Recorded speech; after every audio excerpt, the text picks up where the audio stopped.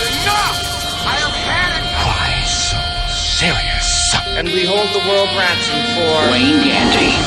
Excuse me while I whip this out. Show me. Broadcasting live from the Armada FM studios in Atlanta, Georgia.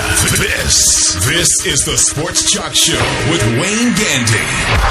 You may build me up, yeah, can you build me up, yeah. But you won't break me down. I've come too far, yeah, I've come too far, yeah. So just throw me in the towel, it's a new day, I'ma do it, yeah, I'm gonna go all the way. You may build me up. Welcome.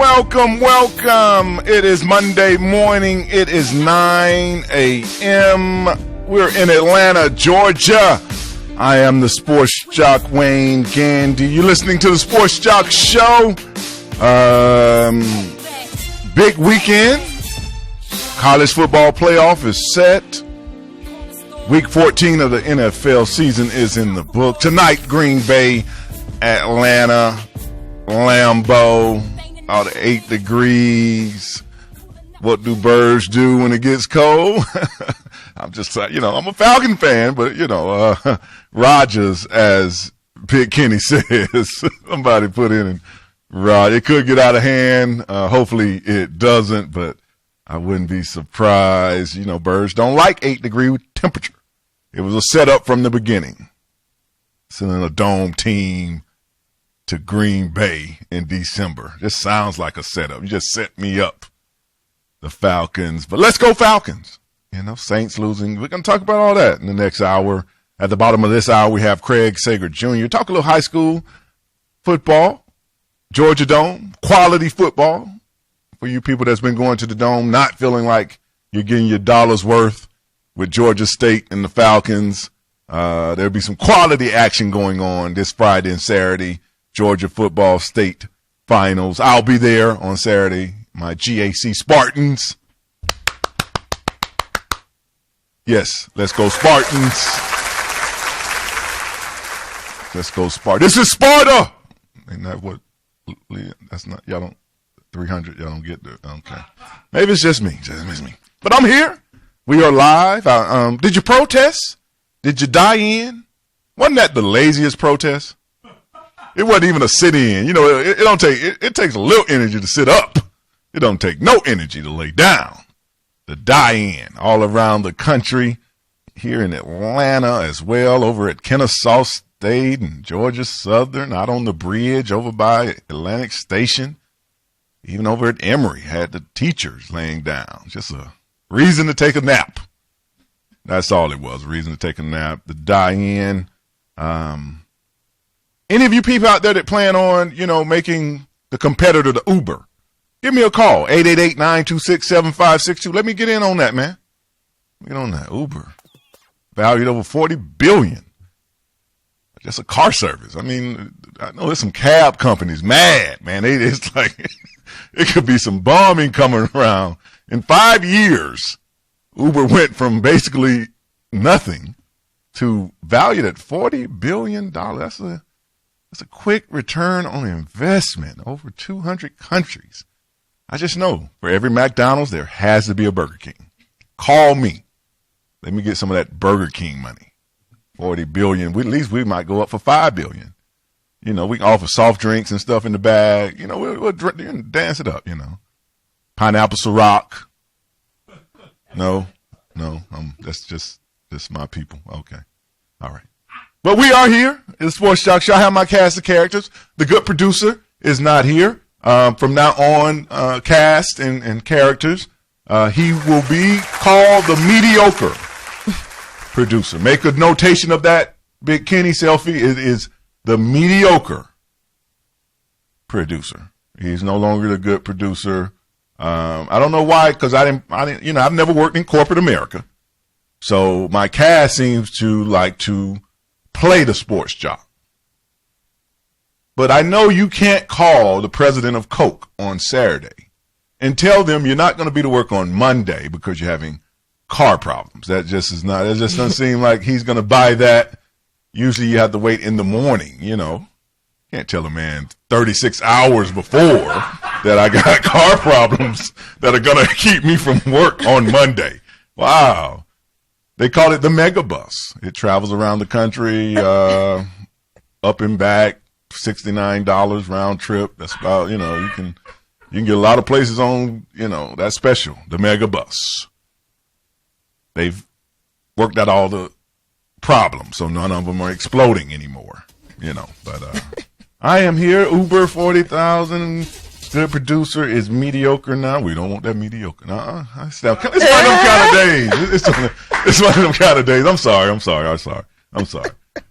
I did read, before I bring my guest on, America, we just going to hell in a handbasket, as they used to say. Y'all have hospice for dogs now? Really? Really? What happened to Uncle Jed just going in the back and putting him out of his misery? What, that's not actually a viable option anymore. Just a slow walk behind the big oak. That doesn't work. That doesn't work anymore, huh? Just a slow walk. You take your time, Jed, take him on old Buck. Mama, I'm going to take old Buck out here and, that does not work. Just hospice now for dogs. How does that actually work? Like, what do you hook him up to a machine? What happens at this hospice situation? Man, y'all look just incredible how you let these people milk y'all for money, man. It's like capitalism at its finest. They have sold y'all all this stuff about these dogs. Get a life if you got hospice for dogs. That's all. Get a life. Or do like the people did when I was a kid. That's my little town was the drop-off point for hospice dogs. It's just, you hear, it's like, somebody don't drop their dog off. 3 weeks later, you find him dead behind your pine tree, or the orange tree, or, the grapefruit tree. Somewhere the Sports Joc was hanging out, taking those free oranges. Hey, don't build them so close to the house. You can't build. But we are here. The Sports Joc is ready. I'm protesting. It's a little cold in here. That's why I couldn't. But as you see, I'll let you see. I got my UAB football program. I'm protesting. I like to protest. I can't take it. It's kind of chilly, so I'm kind of have protest. But I wanted y'all to know, UAB, Roddy White, they got rid of the UAB football program. Georgia State fans, get ready. Get y'all shirts ready, because a few more years of that attendance, and it's going to shut down too. Y'all got to go to the game. Win or draw, they're going to get rid of it. Yeah, that's what y'all don't understand. And that's the only way, it's just so long you can keep playing Clemson and Alabama to try to get a check to keep the program going. If y'all won't go to the game, then they can't keep the program. The UAB Blazers football program shut down. I remember a month ago, sitting at the game with Roddy White, who plays for the Falcons, went to UAB. He was telling me that they were thinking about this, and it did come to be last week. So UAB, I got my shirt. Do we have any of those protest pictures of UAB? They're protesting. There we go. I'm right there with y'all. I spoke at UAB about 4 years ago. They gave me this shirt. I knew I was keeping it for a reason, and I was going to work out in it. But today I get to wear it fresh. One more time of me. Forget them. Let me get me and my UAB protest. There we go. And I'm protesting you too, Krispy Kreme. Don't try to make those red velvet donuts. That's the protest. That's nasty. I had to throw that away. That's the first time in 40 years y'all have disappointed me. The love we have. I guess every marriage has its bumps. Yes, I had one this morning. But my cast is here. They're ready. You don't like it either, because you usually, the way you eat, that usually is gone like 3 seconds. You know how you gulp it down. I don't know how you stay so slim there, Selfie. Just genetics. But wait till you're 30. It won't be genetics no more. You have one hip on the floor. And you be talking about, well, I'm Italian. Exactly. Like that's an excuse, because I'm Italian. That allows I can me. be big. That allows me to look like Tony Soprano. But Selfie is back. Welcome back, Selfie. Thank you. I'm glad to be back. Good morning. Glad to have you back. Thank you. Your dog and Delta stories just warmed my week. And the funny man himself to his left, like I said, 2 doors down from the originating founders of the Vice Lords. Big. But he always ride for the other side. Good morning, Sports Joc. I would just like to say any directive that comes down from the top, I am on board. So we will be calling the good producer the mediocre producer. I was taking notes, but I didn't know how to spell mediocre, so I just put the not so good producer. I'll remember that it's mediocre. I was laughing when you said the slow walk behind the tree, because that's how they used to do it. The kids would go get ice cream, and Granddaddy would take Flash out for a walk, and then later we'd come back with the ice cream cones, and Flash wouldn't come back with Granddaddy. We'd be like, Granddaddy, with Flash, he'll be back soon. And then just at some point they convinced us Flash just decided to do his own thing. I'll tell you, he ran away, and you see you're like, man, Flash only had one leg. He didn't. Flash had never been out the yard. Now all of a sudden he done decided to go make his way in the world. In his elder years, he done got to the point where he can barely see and walk, and he finna go see the world, which is really bad. Right. And for the mediocre producer, now you might not be able to call the head of Coke 36 hours before you're supposed to be at work saying you have car trouble, but you should be. in some worlds, that's called advance notice. You know what I mean? Look, I got a car problem that I'm not going to be able to afford getting fixed by Monday. I know this is going to be an issue, so before we even run into, oh, man, you put me in a bad position at the last minute, I'm going to let you know a week in advance. That I'm having car problems next week. Yeah, that's the part that got me. And for everybody out there that's protesting with the die-in, they've been doing that for years. It's called a nap. So y'all keep doing your thing. Fight the power. So we're going to go to break and come back, talk a little college football. For you that don't know, GAC stands for Greater Atlanta Christian, and UAB stands for the University of Alabama in Birmingham. Just make sure, because I know Wednesday during the notation, he'd be like, well, what is UAB? It's the University of Alabama in Birmingham. We'll be back. More of the Sports Joc Show right after this.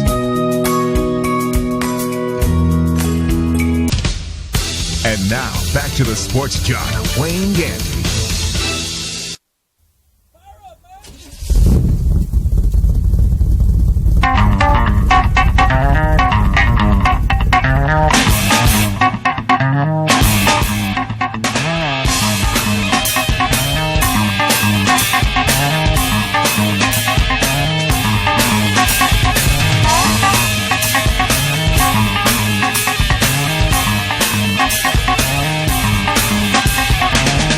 Back to the Sports Joc Show. I'm the Sports Joc Wayne Gandy. The 2014 bowl season is upon us.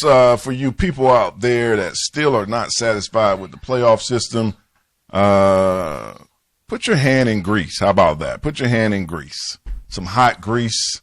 Let it burn for a while. Yeah, it's like y'all are never satisfied. It's like when it wasn't the playoff system, you complain. They give you a couple. Well, they need to add 20 at some point. Your team either is good enough to get in or it's not. It can't be. Let's keep expanding the field so everybody can get in. 4 best teams have been set. Alabama 1, Oregon 2, Florida State 3. Ohio State jumped in with a big victory over Wisconsin to make the playoffs. So Alabama and Ohio State will play. Oregon will play. Florida State. And for all we say about Jameis Winston, and he's taken a lot of criticism around this country this year, nobody has noticed that the kid has never lost a college football game. He's 27-0. He's never lost a college football game, and once again, he set his team up to possibly win a national title. No, you said he's 20 years old and never lost a college football game, and I was thinking, if that don't make you want to sexually assault a chick, nothing will. I'll stand on a table and scream out, I'll steal some crab legs. You know how many games I've won? Never lost a college football game, and he has his team set up for the semifinals on January 1st. If you want to complain about something, as I said earlier in the year, complain that the playoff system, you should go right into the playoffs. I really do believe that. It's too many factors that can happen between December the 6th and January the 1st. Somebody can get out of shape. Somebody can get in a car accident. To me, when you do a playoff system, just like all the other sports, the NFL does not wait a month and then go into the playoffs. The NBA doesn't stop a month and be like, well, we're going to take a month off and then we're going to start the playoff run. You go right into it because that is the team. The team a month from now is two different teams. You got a couple of guys that's going to be pro-bound. You got Christmas. You got the holidays. You got people doing all of that can weigh into whether I am the team you last saw 4 weeks ago. And I just, that's the one thing, if I had a complaint about this playoff thing, just keep it going. You still have the bowls, but keep the playoff system going. That's what they do at the other levels. They don't wait till January. And it's 39 bowls. As you know, it's a funny selfie, Big Kenny, New Orleans Bowl, New Mexico Bowl, Las Vegas Bowl, the Idaho Potato Bowl, the Miami Beach Bowl, the Boca Raton Bowl, the Poinsettia Bowl, the Bahamas Bowl, the Hawaii Bowl, the Smoker Bowl. The Quick Lane Bowl, the Military Bowl, the Sun Bowl, the Independence Bowl, the Holiday Bowl, the Liberty Bowl, the Russell Athletic Bowl, the Texas Bowl, the Music City Bowl, the Belt Bowl, the Foster Farm Bowl, the Peach, the Fiesta, the Orange, the Outback, the Cotton, the Citrus, the Rose, the Sugar, the Armed Forces, the Tax Slayer, the Alamo, the Cactus, the Birmingham, the GoDaddy, and then we get to the championship. And let me ask you, how do you manage to have an Armed Forces Bowl and a military bowl? Yeah, that didn't make any sense. Like, we just make it, everybody gets a trophy. We gonna have a track and field event, and then we just gonna have a race. That's what we gonna do. Because they do different things. This racing and this track and field. It is. We're all the way from New Orleans, Albuquerque, Las Vegas, Boise, Montgomery, Miami, Boca, San Diego, Nassau, Honolulu, Dallas, Detroit, St. Petersburg, and Annapolis, Maryland, El Paso, Shreveport, Bronx, New York, San Diego, Memphis, Tennessee. Wait, Orlando. what are they playing in the Bronx? The Pinstripe. The Duck Bowl. The Get Down! The Pinstripe Bowl is in the Bronx. The Bobby Schmurda Bowl. Houston, Nashville, Charlotte, San Francisco, Atlanta, Glendale, Miami, Tampa, Arlington, Orlando, Pasadena, New Orleans, Fort Worth, Jacksonville, San Antonio, Tempe, Birmingham, Mobile, Arlington. Wow. Well, it's good to see that it's still prestigious. It's about, 47 states? It's like 80 of 80 schools. I mean, wow. Division I doesn't have but like 120, something like 20, 30 teams. So basically 60, 70% of colleges, if you're 6 and 6. Just imagine being the team that everybody else got in. But it's like being in Little League Baseball and you're the only team that doesn't get a trophy. You know what I mean? I mean, we got kids on our team too. Oh, man. And that's where UAB, as we were talking about, the Blazers of University of Alabama in Birmingham, they went 6 and 6. The first time they have been bowl eligible since 2004. As I said, they have canceled the program. That's why I got my little repping T-shirt on right here. Can we pull back up the picture of the UAB protest, and I can tell you why the football program got canceled. Okay, tell me why. The football program got canceled because of the same reason that this protest didn't make any difference. Lack of attendance. It was you see that? Yeah. Anytime that your whole protest can ride together in one vehicle, that's not a good protest. You know what I mean? And that's probably why they're closing the program down, is because of lack of attendance. What I wanted to ask you is, with the majority of institutions, all of their sports programs are supported by the revenue that's generated by their football program. Is this to mean that the rest of UAB sports is soon to be gone? Possibility. The one thing that a football program, it costs the most, to put on, but it makes the most for the school. And I made the little joke about Georgia State, but it's a true statement. If you give yourself about a 10-year window, and if it's that same attendance that I talked about, when I called a couple of games for them, they will get rid of it. You can't keep a program going when only 5,000, 8,000 people show up to a game. It won't last. It's going to cost more money than it actually brings in. And for the people out there that are about where the programs making money, business is not about making money. Business is about making profit. Correct. Yeah. So if you're not making a profit, then they will get rid of you. A lot of people go, well, I mean, they didn't really lose. No, well, it's not about how much we can not lose. It's about how much we can gain. Right. And if we can't gain any profit, then they'll just cut it out. Well, then here's my question. So as far as, okay, like when they do play teams like Clemson or Alabama, we have to travel there. So we don't get to watch these games. I mean, these are the teams that we kind of, like, no one really knows who Georgia State really plays. Like, if we play Liberty. I mean, we play. Once again, an illustration is the part of the problem. Yeah, but that's the main reason why when I talk to people, it's like, I don't know who Liberty is. And they end up beating us. And now we're like, okay. Like, people stop showing up. But, like, people hear, oh, Georgia State's about to play Clemson, and they're trying to read to see if it's home and it's away. Right. Because they're going to have to, the 2 or 3 games that they're playing for money, they're going to have to travel. Okay. So they're going to have to go to Alabama. They're paying them and trying to help the program. I've always told people that, they talk about, well, Auburn shouldn't play. Well, if Auburn doesn't play, this school won't make any money. They have to go take that L. Right. We talked about me and Big Kenny when we went to Savannah State. Right. Savannah State has to go to Florida State, get beat 70-0, because that $1 million, that $1 million is going to be probably as much as they're going to make in any game this year. So Georgia State plays in the Sun Belt.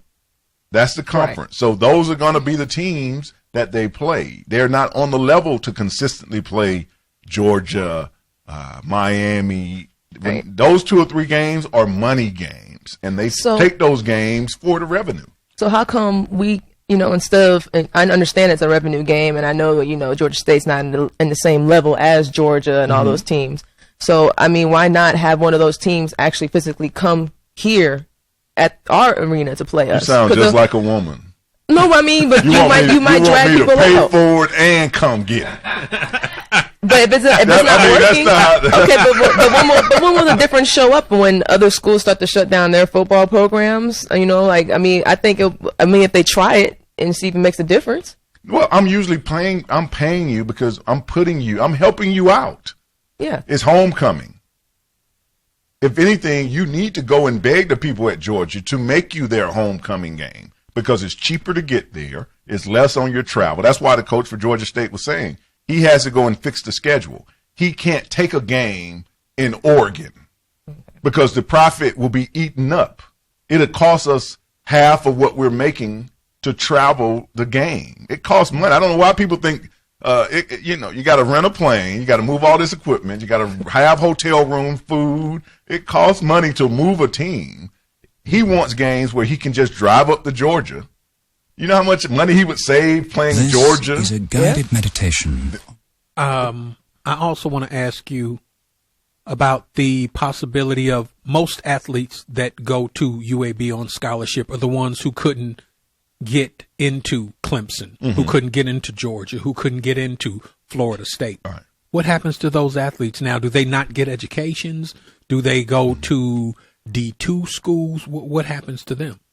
Well, the only good thing about it, they did it quickly. They will be able to transfer. No matter where they transfer, they will be able to play next year without a doubt because the program.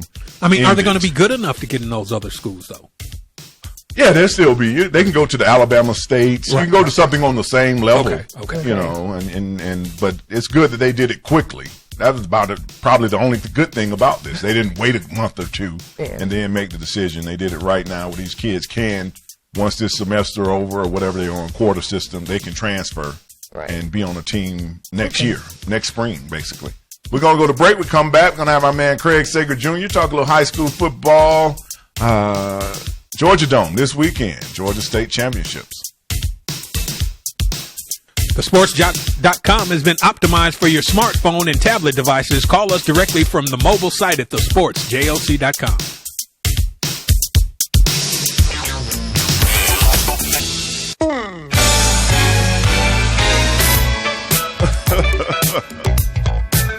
Yeah.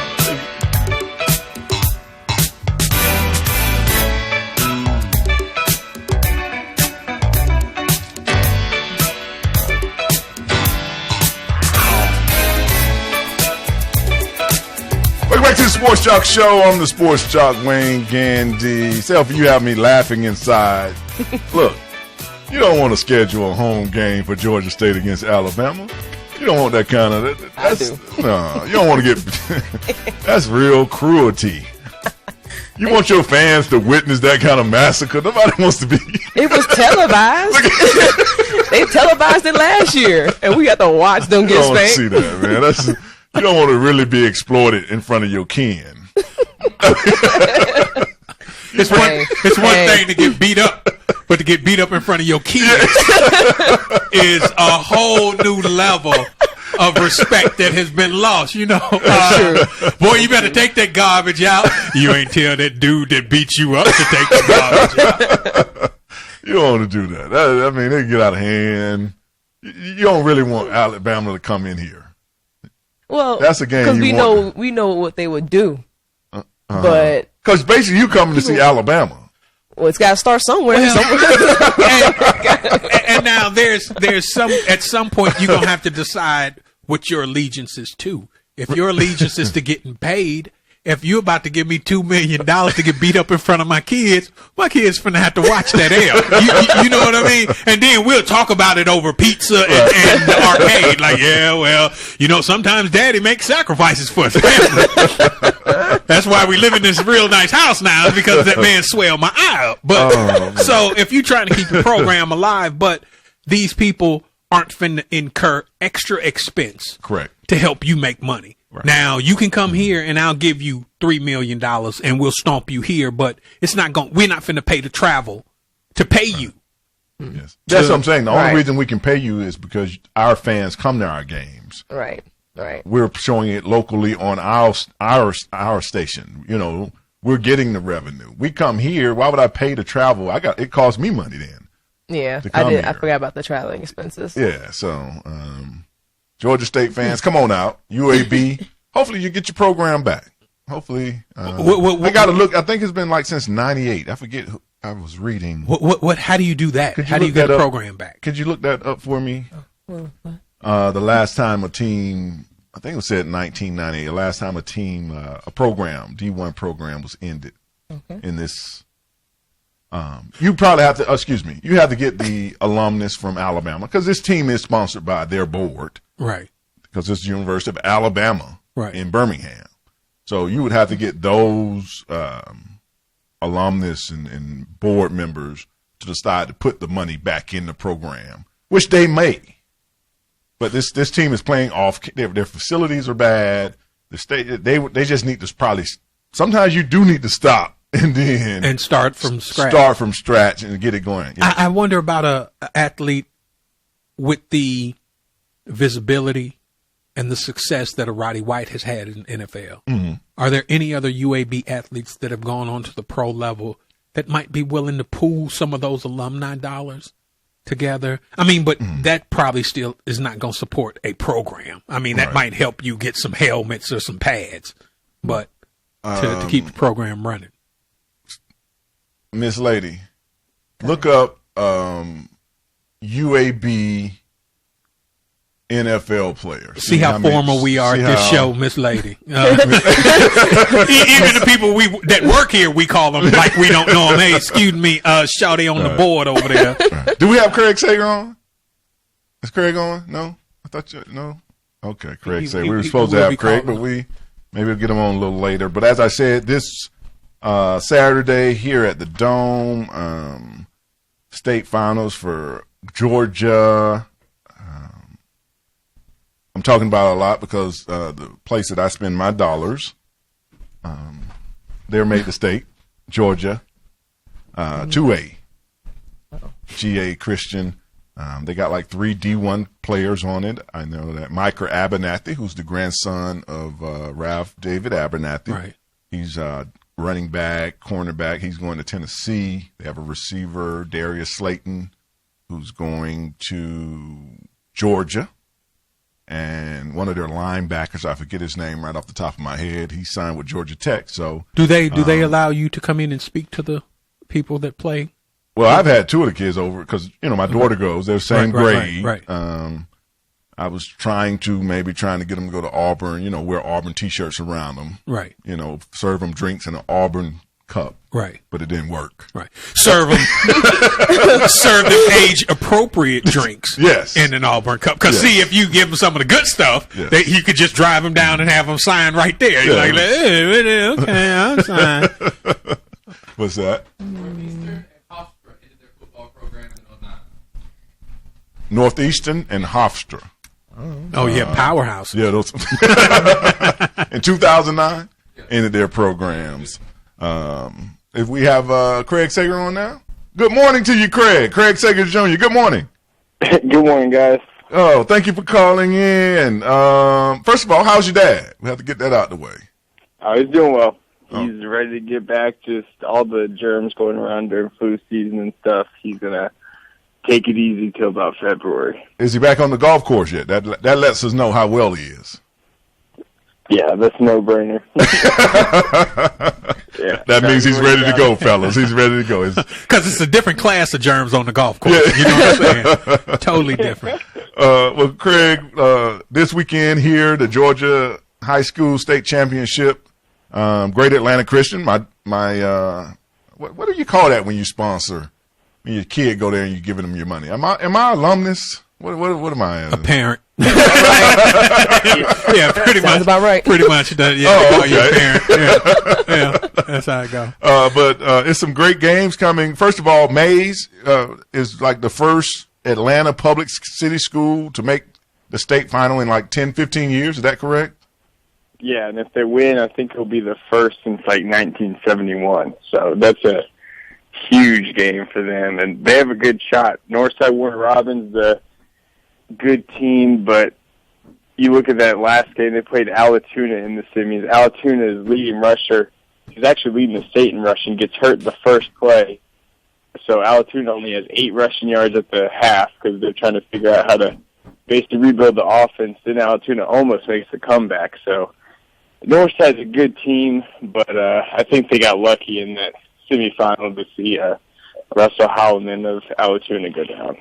Well, let me ask you one thing that happened with the Great Atlanta Christian, because if I stay too local too long, then the producer like, well, we're not just a local show. But they did a coin toss to see who had home field. I didn't understand how that worked. I get to the semifinal, so it's not the best record gets the home game? Yeah, it's just by seeding. They seed them 1 through 4 out of each region, and then if you end up getting a 1 seed versus a 1 seed, it used to be predetermined on the bracket. Like, this slot would just have the home, and whichever one went through that, they'd host if they had the same record. But now they just automatically do tiebreakers, and they do it with a coin flip in. It's actually interesting because I always thought the rule was if you don't have a stadium that can host a playoff game, because it's not just about seating, it's about like fire marshal. You have to have enough seating, enough parking, all that stuff. So in that semifinal round, Northside Warner Robins and Alatoona did a flip. Well, Northside's turf was so bad the game before that they said they couldn't host. But then Northside wins the toss and then says, we're going to play our game at Mercer. So they played their game at Mercer. Northside hadn't lost a home game in 25 games, and for some reason Alatoona agreed to go down to Mercer, and they ended up getting beat. And I think they were cocky going into that game, undefeated. But GAC, the same thing. They've been number 1 the entire year, undefeated. Fitzgerald had 1 loss, and it's just the way it goes. They had to do the coin flip. Yeah, I thought that was very strange. I'm number 1 the whole year. I go undefeated, and then you tell me I got to have a coin toss to see where we play the game at, and they ended up on the road. winning by a field goal. Skipping over to college football real quick, Craig, the playoff system is set. Are you satisfied with a 4-game system in college football? No. Not at all. I'm excited to see these playoff games. I don't think it gave us the best matchups. And those semifinal matchups, they don't do anything for me. But I just thought it was completely, I don't disagree with the 4 teams. I disagree with what they did the entire season because none of that crap mattered. And you're going to put TCU at number 3, and they're going to blow them out by like 40 points, and you're going to drop them.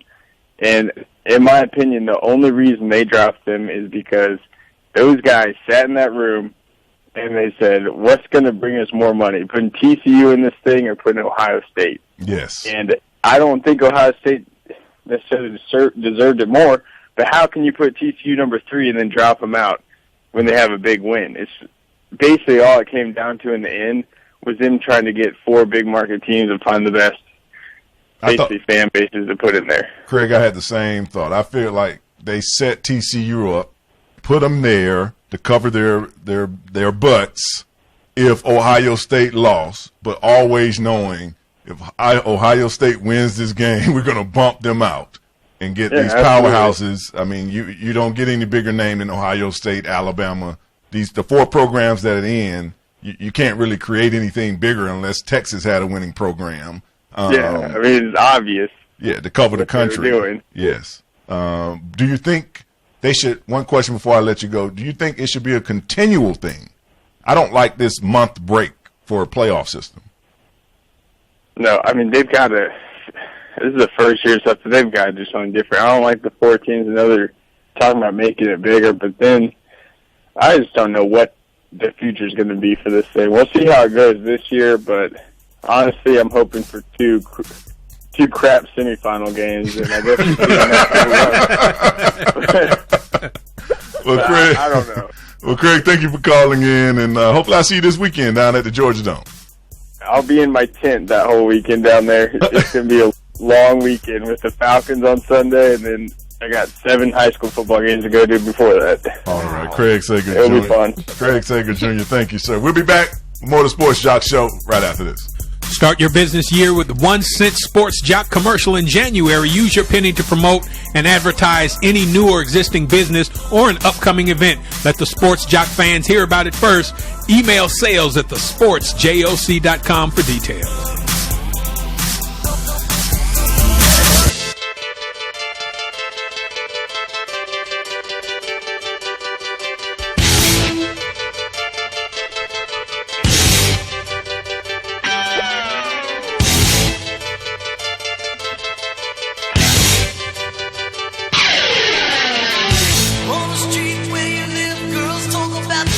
Welcome back to the Sports Joc Show. I'm the Sports Joc, Wayne Gandy, sitting here with the funny man, Big Kenny, and the beautiful Selfie in the building. She's already taken like 9 selfies this morning.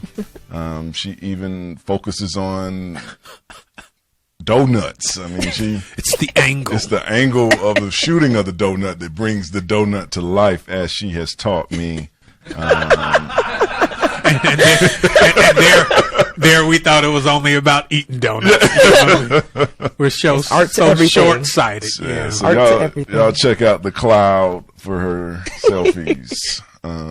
That's what. See, I got that right, didn't I? Selfies don't go to the cloud.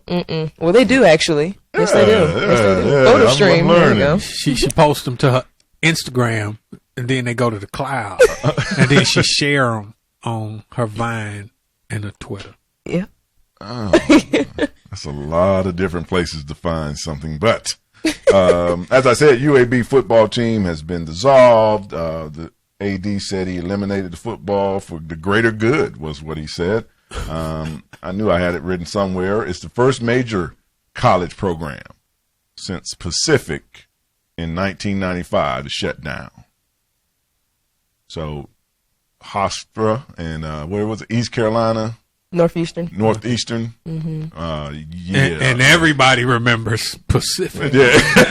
I played Pacific when I was in college. Really? Yeah, we beat them like 59-0. Where are they located? In Florida somewhere? California. California. Yeah. Okay. Yeah. There's tons of them. Steve Spurrier said he will return to South Carolina next year. As you know or you don't know, Brady Hoke of Michigan is out. Hugh Freeze signed a contract extension with Ole Miss, gave him $1.5 million raise. One of my old coaches, Pat Sullivan, who was a Heisman Trophy winner at Auburn in 1971. He was the quarterback coach when I got to Auburn. He is retiring after 8 years at Samford. Yeah. And we did find a list of your UAB players. Really, Isaiah Reese, I remember him. He was a sixth rounder in 98. Brian Thomas, who used to play for the JETS. Jets! Back in 2002.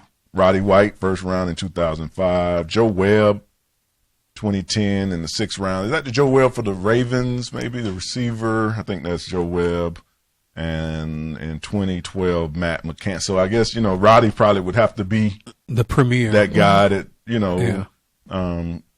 I don't think it's a thing that you can protest as much as it is a thing that you go down and let's start trying to figure out how to get it back. Right, how to fix it. Because this is just a fine. I'm quite sure they wasn't trying, but as we were saying, once it starts costing money and you don't see it coming back around, they're going to get rid of anything. If it's not selling, if you put it on the menu and don't sell, eventually they're going to stop selling it. I mean, that's just how it goes.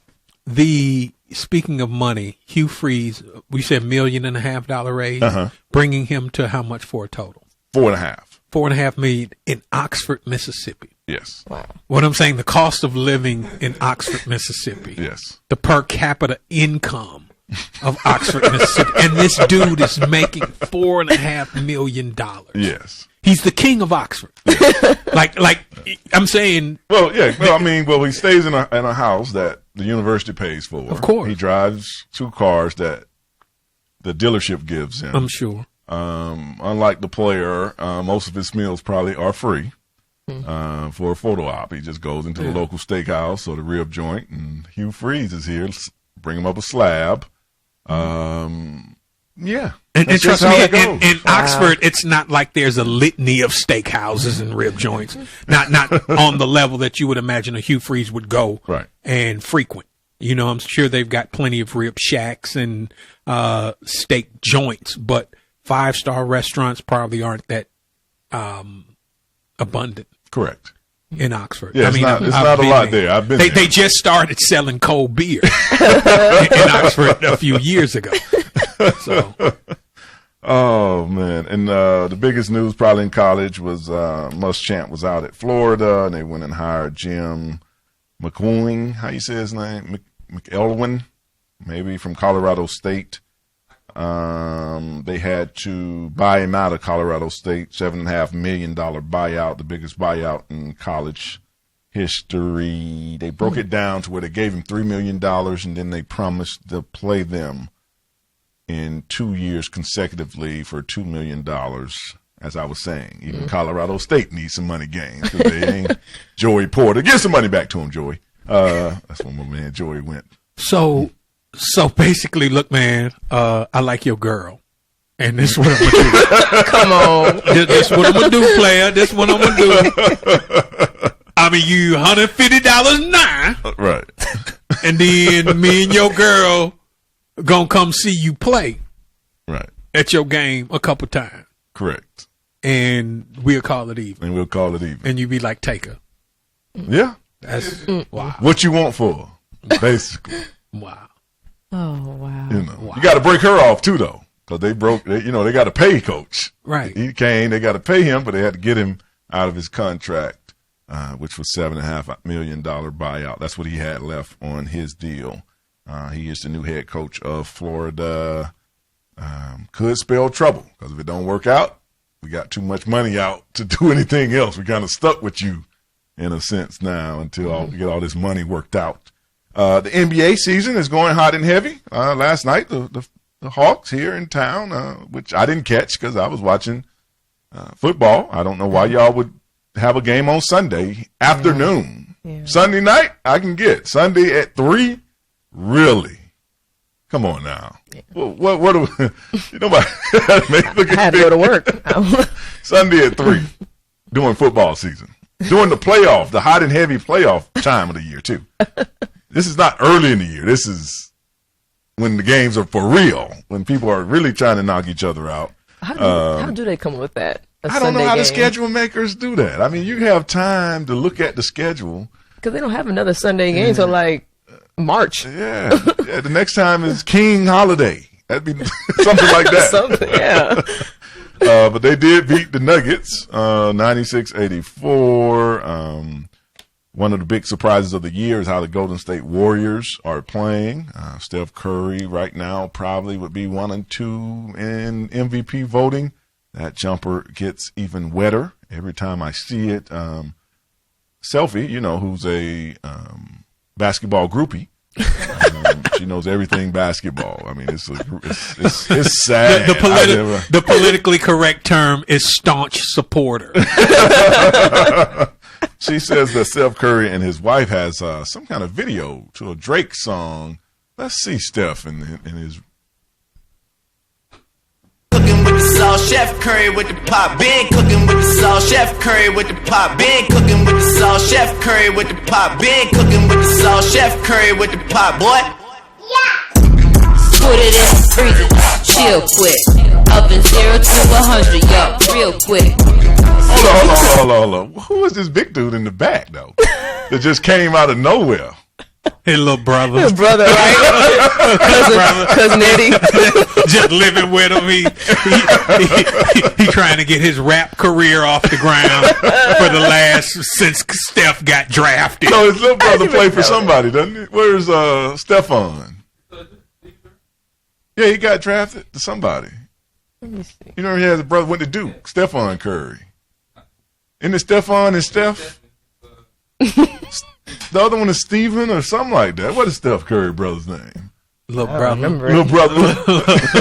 Steph Curry, little brother. That's what everybody else call him. His little brother is Steph.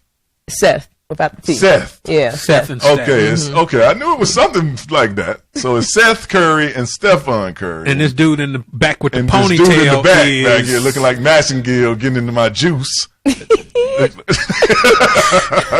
So what else are they doing in this video? Let's see the end of it. Is that it? Yeah, it's almost over. Okay. Steph Curry in the sauce. Real miss. Knowing all the chefs gon' feel it. I'm the real Chef Curry with the pot. What? Stove is getting hot. What? Olive oil by the box. What? Avocado for the guac. What? Okay, that is Drake and his Steph and his wife. I know there's no cooking going on because there's no burn marks on that wall in the back. Did y'all notice the back of the stove wall had no splash guard? It had no discoloration. Oh my God! And when you said that, I didn't know. Okay, because I know my splash guard in my house. I'm a staunch cooker. I believe in cooking.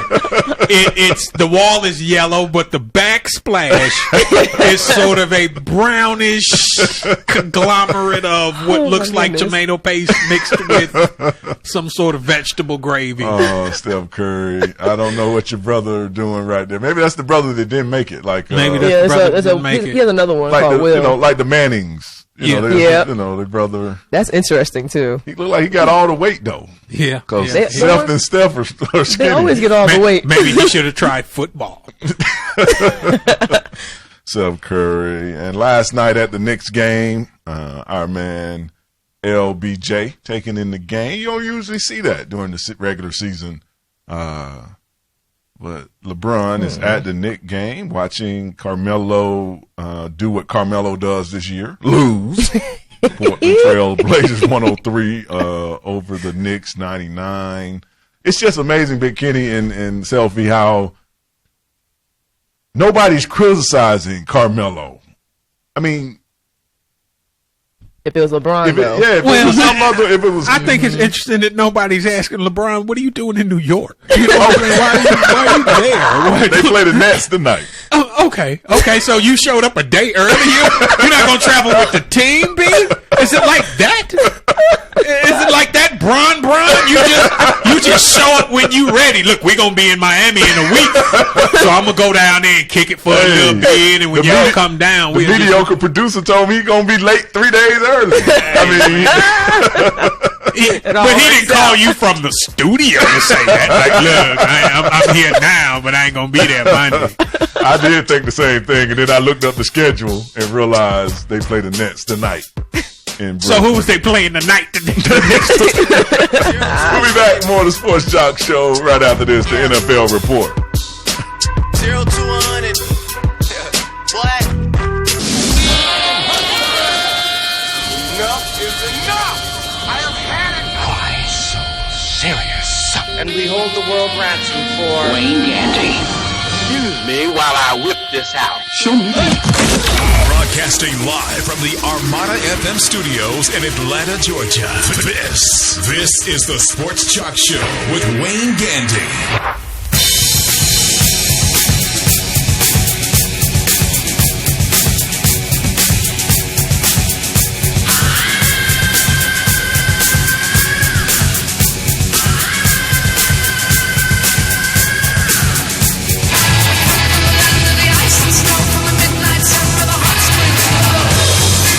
Welcome back to the Sports Joc Show. I'm the Sports Joc, Wayne Gandy. The NFL Week 14. 3 more weeks to the regular season is upon us. Tonight, Monday Night Football. A game that has a lot of implications on it. We're going to talk about all that in a second, but it is the Falcons versus the Green Bay Packers. Just to clear up one quick note. LeBron and the Cavs played the Knicks Saturday night. They beat Carmelo and the Knicks Saturday night, and they played the Nets tonight. So just like the Patriots, they left New England, they went to play Green Bay, they left Green Bay and went on out to San Diego. Ain't no need of going back 3 hours. Might as well just go forward, and they stayed out there. Better weather. We'll talk about that game as well. That's why he was still in New York. And I'm quite sure if he had lost to the Knicks the night before, he probably wouldn't have attended the game. But by beating Carmelo, he's just rubbing it in his face. I beat you last night. Now I got time to come just check you out, Melo. Still not sure why Melo doesn't get more criticism for his teams not doing better. For the kind of superstar, it's almost like he is just being almost like a Reggie Miller now, in a sense. Just all Hall of Famer, future Hall of Famer, but not a lot of expectations of winning a championship. Seems like that has landed on LeBron, KD, and those people too. It's like their careers will be marred if they don't bring home a championship, which LeBron has already done. But Carmelo seems to be getting a pass if he doesn't see him. It's kind of faded away. I don't know. It doesn't seem like it's a lot of bring me a championship Carmelo. But after this contract, maybe he will go to Chicago or somewhere and try to win a championship or link up with LeBron. Go take less money. Go to Cleveland. Hey, man, if you can't beat them, join them. That's what they say.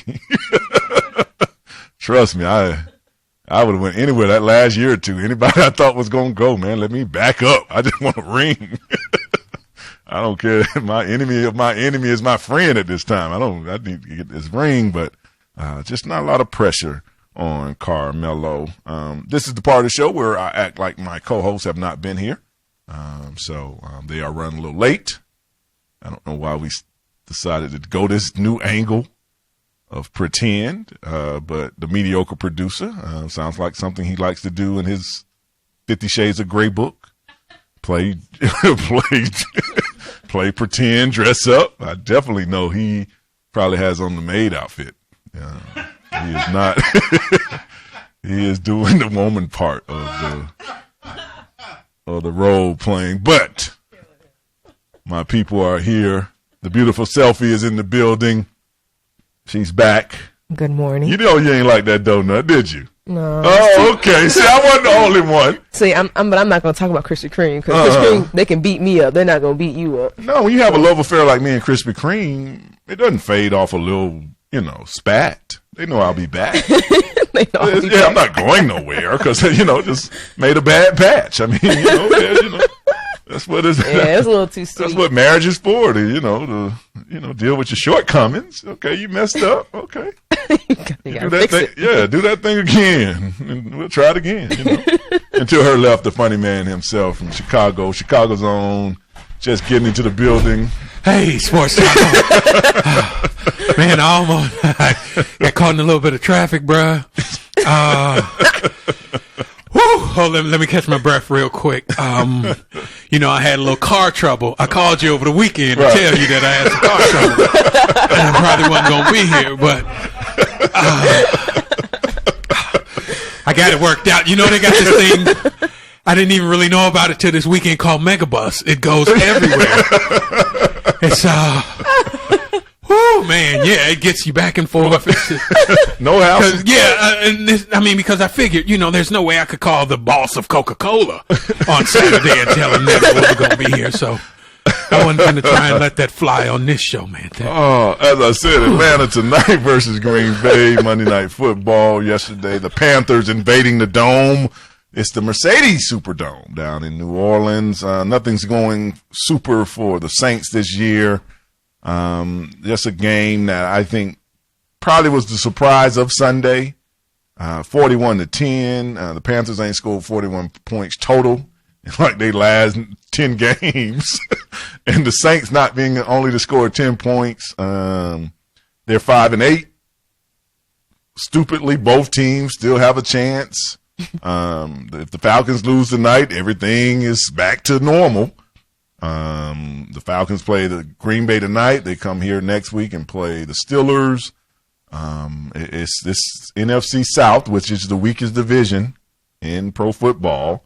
Somebody has to win it to go to the playoffs, and not only go to the playoffs, host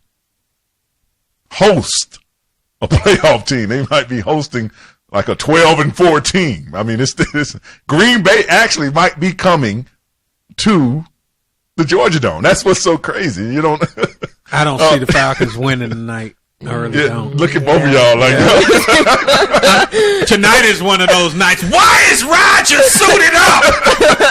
Who put Rodgers in the game? We need him for later in the season.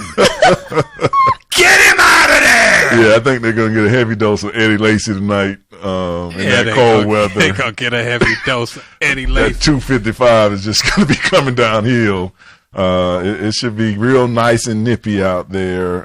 In a game that the Falcons really need to win to get some separation, but it seems like this might shape up to that Falcon-Saint game in the Superdome in 2 weeks. But when you see Carolina dust off New Orleans the way they did, sometimes you can start to believe, hey, anything can happen. Yeah. Because you know what I mean? Because the one thing, Green Bay. Yeah, the one thing when you're desperate, like that's why I always say I would rather play a team that's trying to get in than a desperate team, because now you're just calling any kind of play. It's whatever. Let's try this.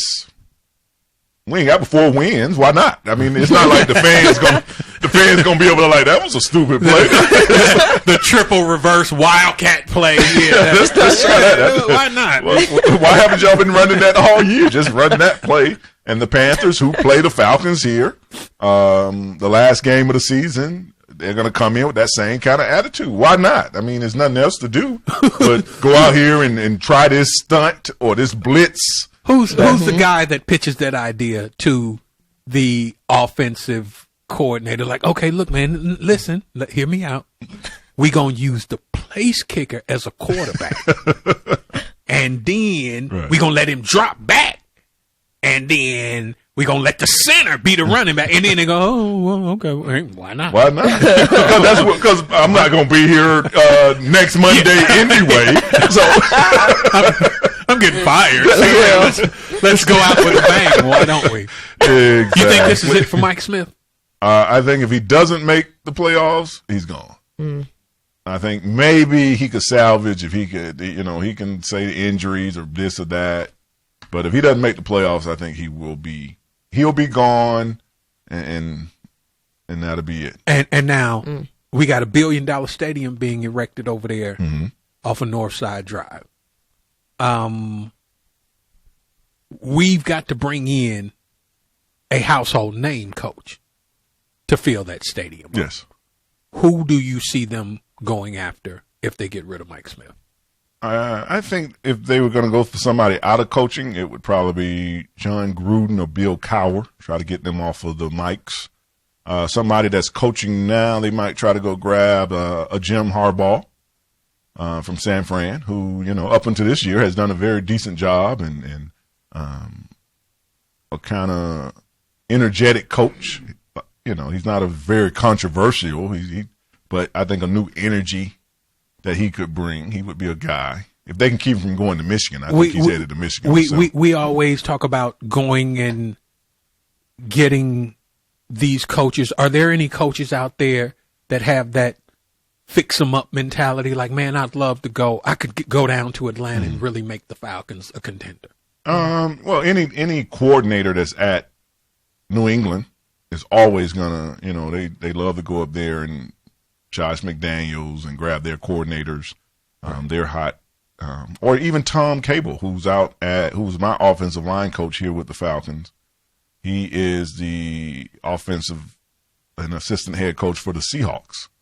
So it wouldn't be bad to bring him back because he was already here. Mr. Blank knows him, and he's on a winning program out there. So won the Super Bowl with them last year. Yeah. So that's going to be a good hire. And we talked about last week, Brett Favre said one of the reasons he stopped playing football is because he got tired of the practicing every day. As a coach, have you ever seen coaches just like, I don't feel like the whole traveling? And because I know Phil Jackson said one of the reasons that he didn't want to come back to the NBA was because of the extensive travel and all that sitting around on the sidelines kind of thing. Yeah. Do coaches have that in them, or do they just go, $18 million, yeah, I go? I think the only coaches I've seen get burned out is the one who consistently have to deal with controversy. Right. Those are the ones that get burned out and seem like they need a break. The ones that's always dealing with that. I go from Chad Ochocinco to the T.O.s to the Andre Risons. It's just like, right. It's been 10 years of dealing with something. Right. And because that's the one thing all coaches have in common. They don't like to deal with your personal because they're not babysitting you as the public thinks. The public think you and the coach really are boys. And they don't really realize that he's just like your boss. We barely speak. Right. We just see each other on the field almost. And until Human Resources hits you up and goes, you got a meeting with Aaron Hernandez in the morning. We'll be back with more of the NFL right after this quick break.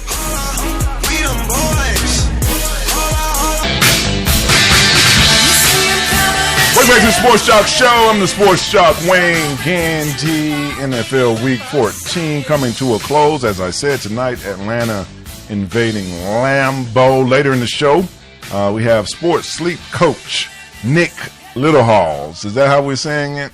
Little Hals or Little Hales is how we're saying. Nick Littlehals. He's a sports sleep coach. Figure out how I can get better sleep. That's what I got the room at about 62 degrees. Ew. So I'm in there frigid. That's too cold. That's way too cold. What? I'm in there frigid at night. Frigid. You're in there freezing. They don't store corpses at 62 degrees. Seriously. I'm in there frigid. Man, that is freezing cold. This past Thursday, before we go to Chicago, murdered by Dallas. I mean, it's not a lot to talk about. It was 41-28, but it really wasn't. It was one of those. It's 38-3. Let's put in some of the backups, and then y'all score some touchdowns. But the score was not indicative of how the Cowboys murdered Jay Cutler. Brandon Marshall lost for the season with a rib and lung injury. Wow. From that game. And the Bucs took on the Lions yesterday. The Lions fighting for their playoffs lives. The Bucks going nowhere, as most of us know. 34-17. The Lions are 9-4. Matthew Stafford threw for 3 touchdowns. The Bucks throw the ball around. 10, Oh, I like that touchdown dance. Let me get a little more of that touchdown dance right there. You see that right there, Big Kenny? What is that right there? Something that I cannot unsee ever in life. What happened? I don't know what he's doing. I don't know what he was doing. I don't know what he's doing to the Bucks, but that should be a penalty. Where is the penalty flag? Taunting. I mean, Jesus. Is there no one who has to approve these dances before we do it? Like, all right, now what are you going to do if you score? I was going to do like a ugly twerk thing. No, we can't have that. Now, see. Reggie Bush, there was a Reggie Bush sighting. His first game back after missing about 5. He had a I can't breathe. You can't play either if you're not on. He had a I can't breathe T-shirt on in support of the incident up in New Eric York. Garner. But hey, we only see you once or twice a year, man. You should just stay invisible. You shouldn't even have a cause, man. And in his teammates' defense, the dude who did the ugly twerk, I think I'd have been more critical had he got out there and actually been proficient at twerking. You know what I'm saying? If he had made like one booty cheek jump, then made the other one jump, then wobbled it all around, I'd have been like, where did you learn that, sir? Yeah, that's just that was pretty good to me. That's just it's just for you to say it looks Michael pretty Sam good, just logged on. check your Michael Twitter Sam. skill, your twerking skill. Michael Sam's just logged on. I just saw him log You said on. Michael Sam just And texted all his friends in a group text. Everybody You jump need in. to watch the Sports Joc show. They replaying it. Just logged on. Because you know they logged on yesterday, too, to watch that live. Oh, Washington invited the Rams to their house. The Redskins losing 24-0. It doesn't matter whether it's Colt McCoy or RG3. This team it just fell apart. There's rumors that Gruden, the coach, won't even be there next year. Jay Gruden. Wow. Daniel Snyder.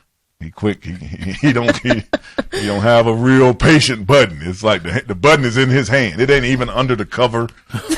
You know how they Sleeping with it. You know you used to have to open the case and somebody got to unlock it With the code, and then another dude has to break a little piece of plastic and read his code. That is not Daniel Snyder, the owner of the Redskins. He has an app on his phone Right. with the destruct button just right here. You're out of here, buddy. 24-0 in this game. Sean Hill, 2 touchdowns, 213 yards. Nothing really to say about this game other than the Redskins now are 3-10. Probably have a top 5 pick. How this season is shaping up in the draft next. And the protest has taken a whole new form. Look, don't call them Redskins anymore. It's too embarrassing. Is that the new plea? Yeah, look, it's just really looking bad on our society.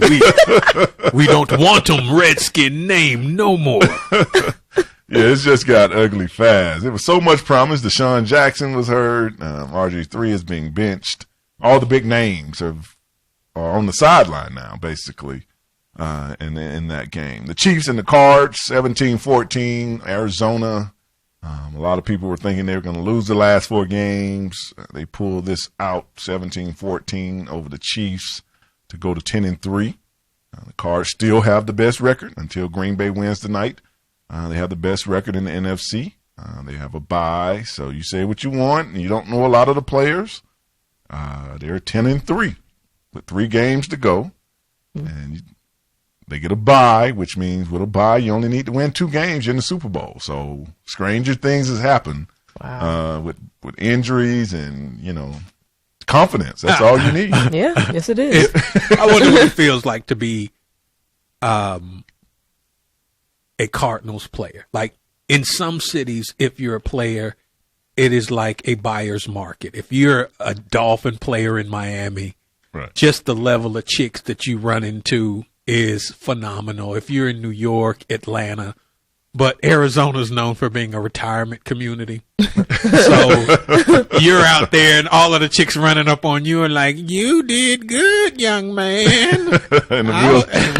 I was impressed with that touchdown. Wheelchair accessible. Is that wrong? Can I say that? No. He's like, no, that's good. You got to be careful who you ask. Is that wrong? Because for the mediocre producer, he'd be like, you can't say that. That's wrong. But me, I'd be like, that was so wrong. Say it again. Let's make that the slogan of the show. Up in Philly, Mark Sanchez and the Eagles taking on the Seahawks. Seahawks prevailing 24-14. Marshawn Lynch catching touchdowns, running touchdowns. Seattle seems to be coming to a little form here at the end. They kind of been up and down, still living on that Super Bowl hype.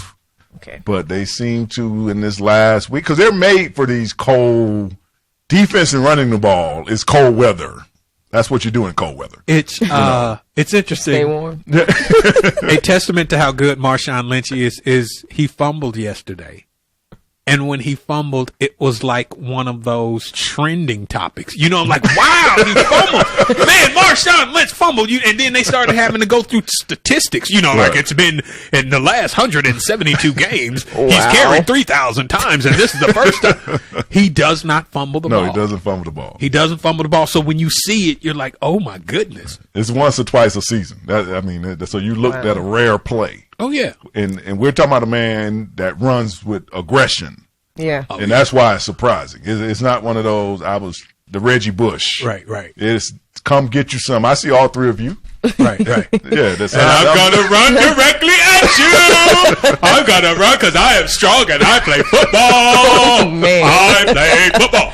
I'm going to run directly at you and hurt you sometimes. Then I will eat pudding. This team, both of these teams are now 9-4.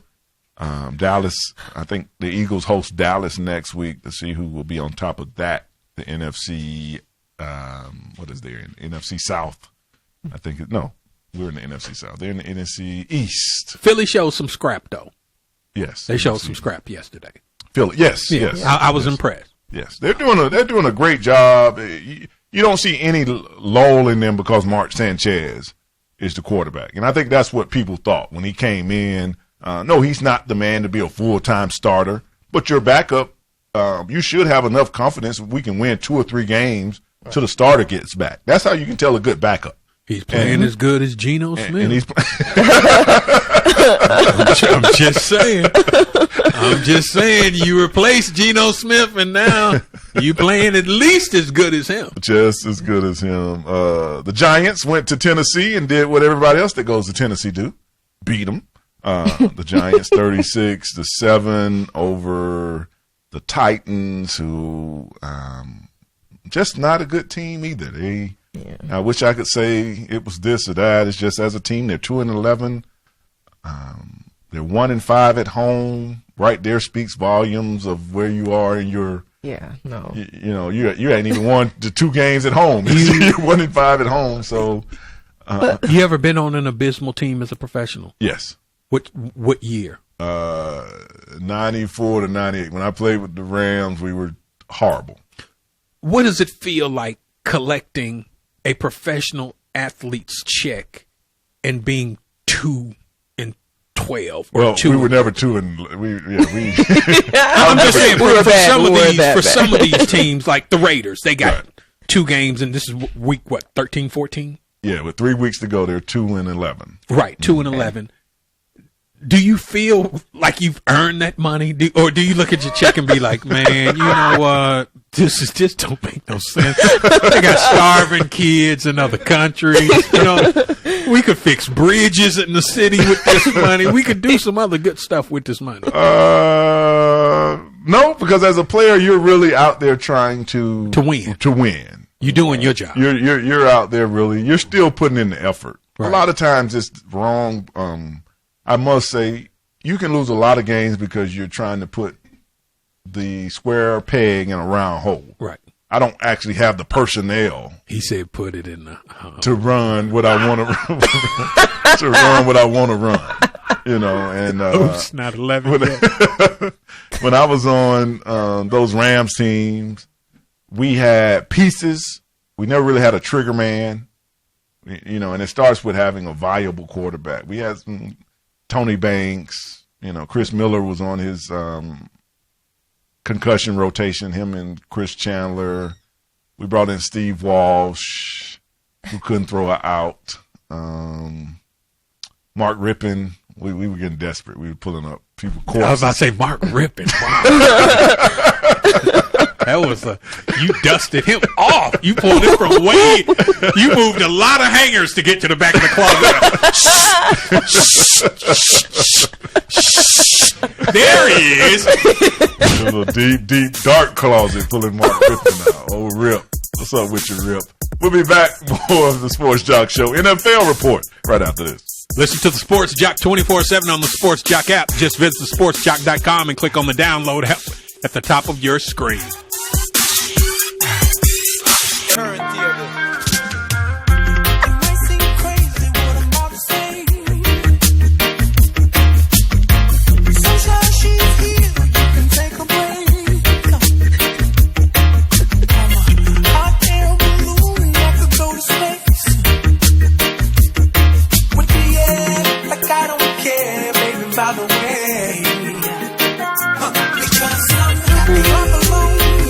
Welcome back to the Sports Joc Show. I'm the Sports Joc Wayne Gandy, sitting here with my partners in crime, Selfie, and the funny man himself, Big Kenny.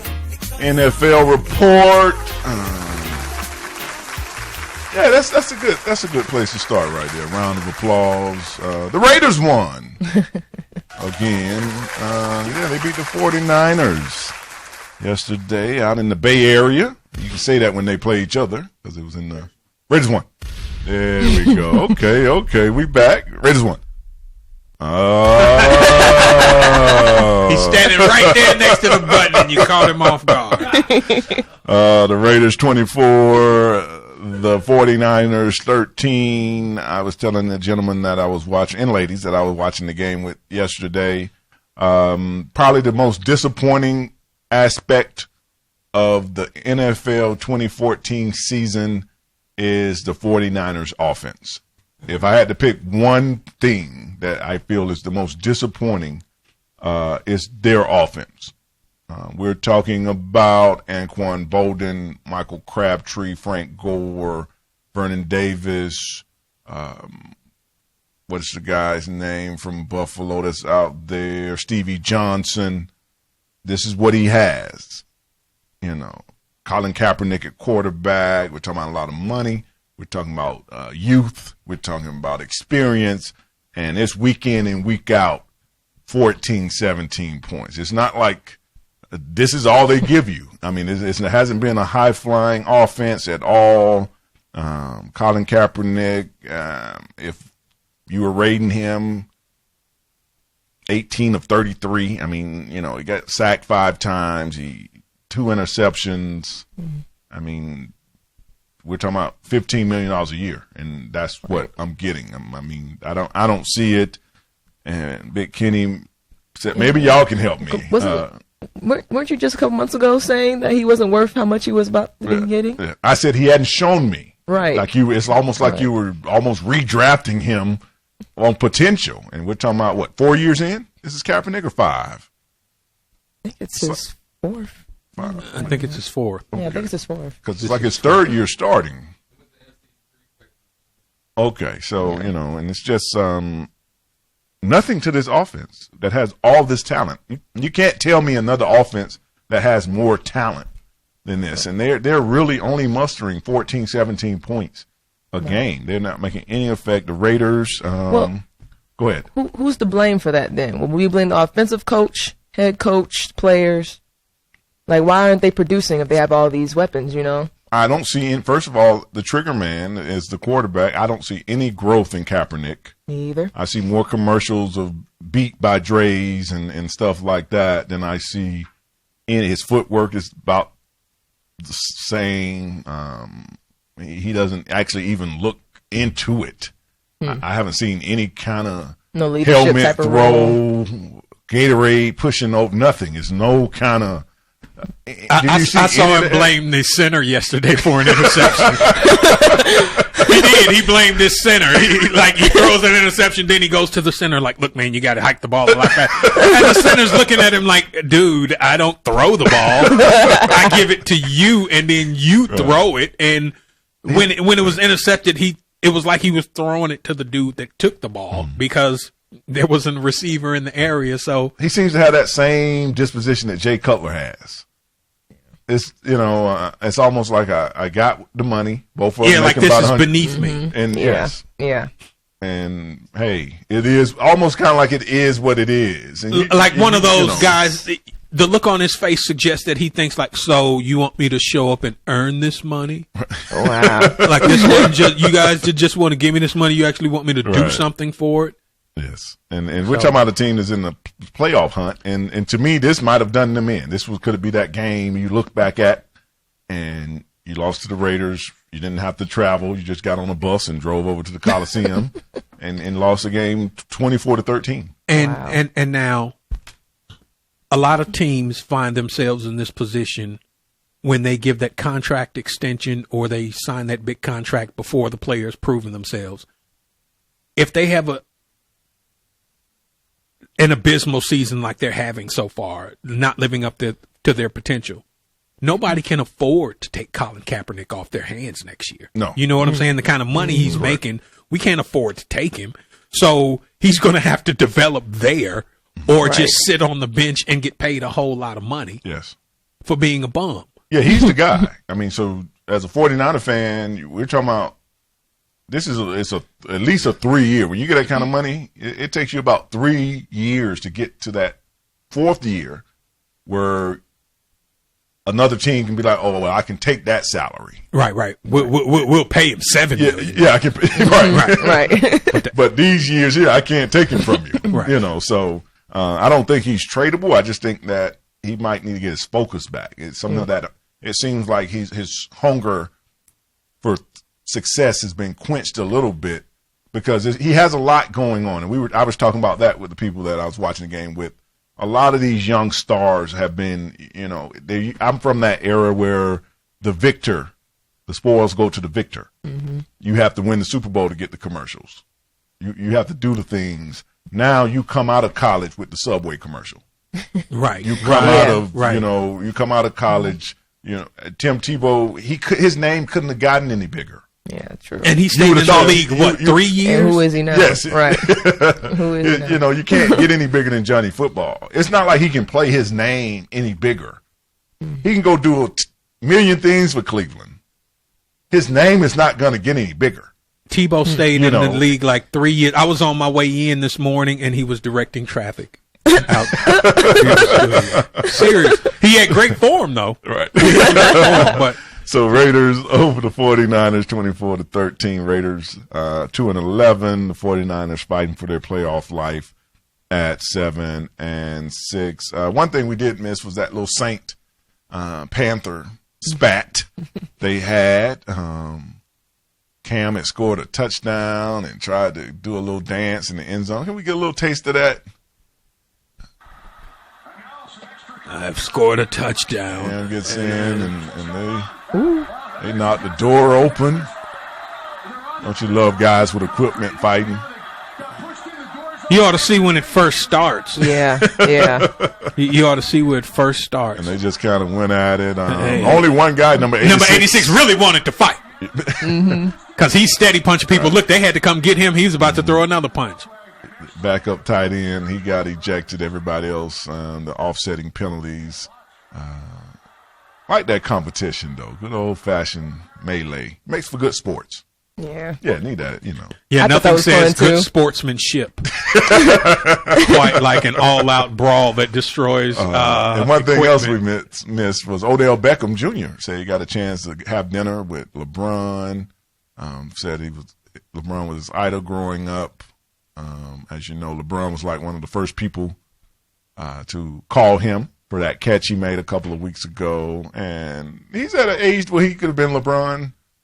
Remember, Odell's only like 21. LeBron's 30. So he would have been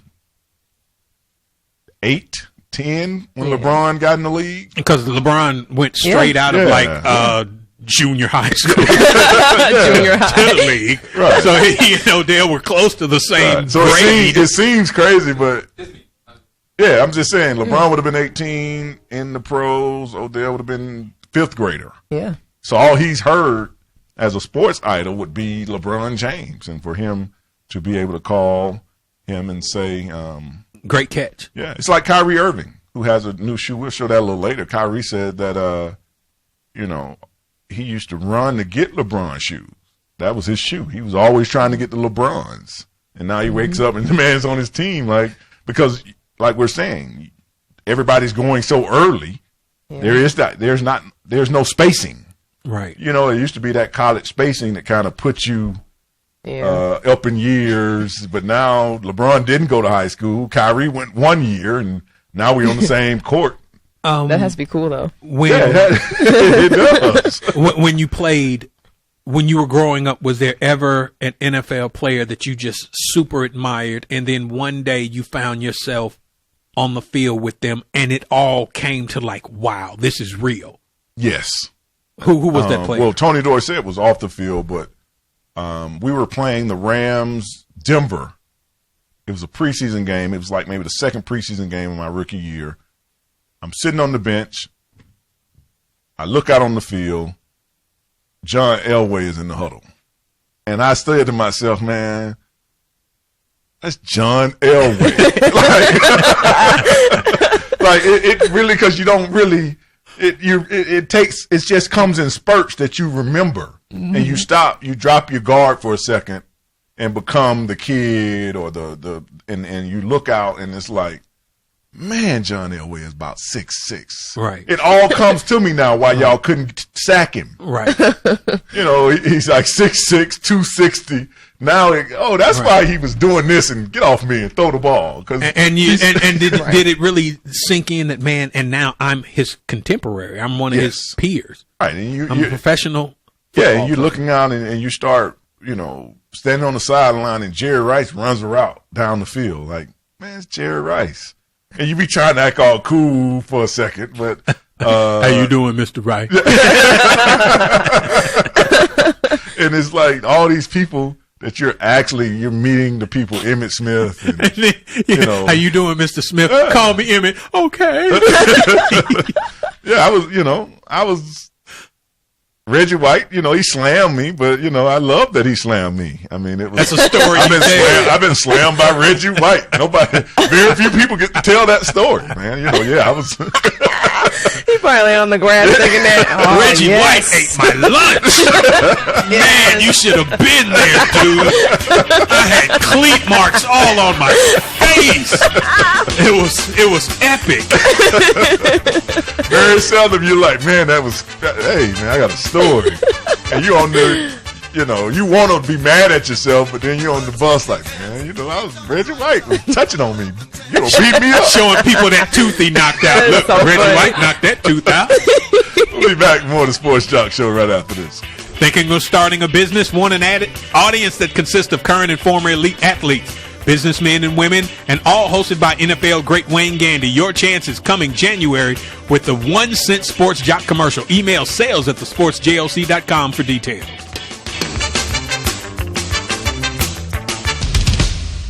And now, back to the Sports Joc, Wayne Gandy.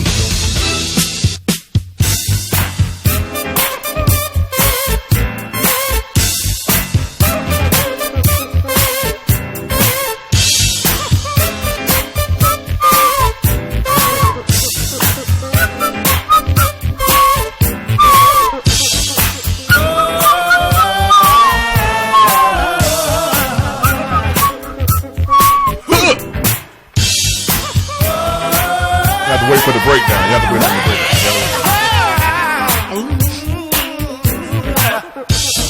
Welcome back to the Sports Joc Show. I'm the Sports Joc, Wayne Gandy. Monday Night Football tonight. The Falcons, the Packers. It should be cold. Somebody wake up Rodgers. It's Big Kenny. Why is Rodgers not in his pajamas? It's 9 o'clock. He should be in bed. He's playing the Falcons. Why? That's the Falcons. Roddy White may be out of this game with an ankle injury. As you know, he missed last week's game with his ankle injury. That didn't make nobody feel better about them chances tonight. Roddy White's not even playing. Oh, man. The Buffalo Bills has ended their agreement with Toronto. They were supposed to have a game in Toronto, one of their home games, over the next 4 years. They have canceled that agreement. They will just play in their home stadium. I guess attendance didn't change, really. Which the Bills have always had a good fan base. I don't even know why they moved across. Maybe they're just trying to get a new stadium. Well, with this new owner, I'm quite sure they will figure something out. And how do you do that? How do you make a deal with a city as a franchise to play in that city and then decide, you know what? Is it like a relationship? You know, it's not you. It's me. It's just me. I've got some things I need to work out. Well, I think that the new owner, he owns a couple of, maybe the Toronto Maple, wherever he's from. He's from Canada. Okay. And I know he owns the hockey team, one of the hockey teams up there. So he might have had something to do with them even playing up there. Okay. And so it probably made it easier for him to get out of it with them. But Patriots owner Robert Kraft and coach Bill Belichick are on the witness list for the prosecution in the Aaron Hernandez case. That is still out there, people. I know y'all have forgot, but it is still going Bill on. Bill Belichick and you said who else? Robert Kraft. Robert Kraft, the owner and the head coach. What do you think they will? I mean, because who put them on the witness list? The prosecution? Prosecutors. Or the defense? And see, now the prosecution only puts you on the witness list to say, hey, man, we knew a long, long time ago this dude was a loose cannon and gonna kill somebody. This was a function that they couldn't get. They couldn't get the paperwork, the scouting reports. Remember, they tried to get the scouting reports, and they couldn't get an injunction to get the Patriots to give it. So I got to bring some personal people, to try to get because you know the scouting report said he African. He act a little African. He's going to act African. He's going to do that. Probably did say that. He's subject to acting. He is in the game. Yeah, they knew. You know, they did their scouting, so they're probably trying to get them to mess up and say something about his character and what they knew was already in that paperwork. Is there any way that they could somehow try and hold the Patriots liable for setting a dude like this loose? No, I just employed him. I don't. Right. Yeah, you know. Just because I had a psychological workup on him doesn't mean I had to warn anybody. It goes along with his job description. Right. Running into people. I mean, aggression. We needed him to be that kind of stuff goes along with the job. We just made him lead a gun in the locker. Yeah, it's not like I was asking him to watch over children. Right. You know, I wanted to free him and let him be. Right. I mean, because after all, he's going up against other killers. Yeah. You know what I'm saying? These dudes have shot and stabbed and had drugs and slapped their mamas, and so we needed that on our team. The same temperament, yes. Right. They all had the same. Oh, man. The Patriots went to San Diego and dusted off the Chargers last night. Sunday Night Football was a good game. Tom Brady and the boys, 23-14 over Phillip Rivers. Phillip Rivers is now 0-6 against Tom Brady. Never beat Tom Brady in his career. The Patriots are 10-3. DeMarco Murray is, to me, maybe the player of the year. Tom Brady is the MVP of the year to me. 10-3 with these guys. I mean, even when you're listening to the commentator tell you, Julius Edelman, 7th round pick out of Hofstra. You're sitting there like he's at Hofstra, and you know they don't even have a program anymore. This dude was on the Panthers practice squad. It's like this dude is catching all these touchdowns. We got this guy in a trade from the Bucks.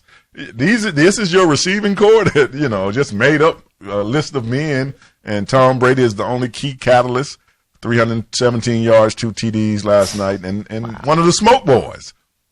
I don't know. He wasn't doing it in Pittsburgh, but Eric Blunt. he likes to come to the party. I'm saying when you're smoking with somebody, it ain't as effective. You know what I'm saying? But when you're smoking by yourself, you get all that potency. I think it's real interesting. Last week, you mentioned that some of these teams, because of the way schedules and conferences are set up, don't see each other but every couple of several years kind of thing. Mm-hmm. Now, with this being Phillip Rivers 0-6 against Tom Brady, his career could potentially end without him ever seeing Brady again. Correct.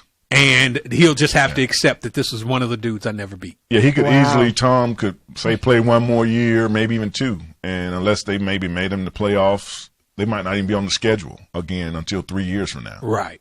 And by then, it's, I'm off until the sunset. And because I definitely, if Tom gets his hand on another Lombardi trophy, he's out. He's gone. He should be. He's going to take the long walk. It's going to be, look at, like they be doing when they catch that touchdown, look at that. He's going to be gone. I'll always say one of the athletes I've admired the most has been Jerome Bettis. When he won his Super Bowl, he left. And he left without all that, well, it's a hard decision. He straight up, look, I'm going out on top. Right. I mean, my days were numbered anyway. I might leave walking a little better this season than if I try and stay another couple years. I'm a Super Bowl champion. I think he was MVP of the game, and I'm out. I'm gone. And I'm out. And I'm not going to go play baseball. I'm not going to try and, I'm not going to try and own an NBA team. I'm going to just be a Super Bowl champion running back, MVP of the Super Bowl who retired. Yeah. No, he's chilling. In this game, Patriots cornerback Devin McCourty, or was it Browner, hit Ladarius Green. You need a thesaurus to say these names. But their mamas thought they'd be creative on the birth certificate. I wanted you two to watch this hit, and you tell me, is this a penalty? Because it seems like if you hit somebody hard, it's just a penalty. Watch this play right here real quick. If you don't watch it on the page, Phillip Rivers dropped back. He's throwing Ladarius Green. Oh, my God. The Patriots cornerback, Briner. And now this guy intercepts the ball, runs it back for a touchdown. They say the hit was illegal. Now watch it up close, and y'all two tell me. Do we have that up close version? The replay? Here we go. Now the rule is I can't hit you with my helmet. What did he hit him with? Shoulder. His shoulder. I don't get. And he didn't really have possession of the ball either. Is it me? Aside from number one, he hit him with his shoulder. To the question that you asked, this is the way that they've asked them to make contact when they make. That's contact. what they've asked them to do. Not you don't lead with your head. Right. You don't lead with the helmet. You don't make any contact with their head. He hit him with his shoulder. With his shoulder. On his shoulder, like in the shoulder and the chest area. Of course, he got the whiplash because his neck. But I love the brutality of football when somebody lays you out and everybody's on some follow the ball. This dude's unconscious, but don't worry about that. He's now. Out cold. We've got a whole staff. Because the Patriots guy intercepts the ball pops up. He's trying to catch the ball. You hit a man like this so he doesn't catch the ball.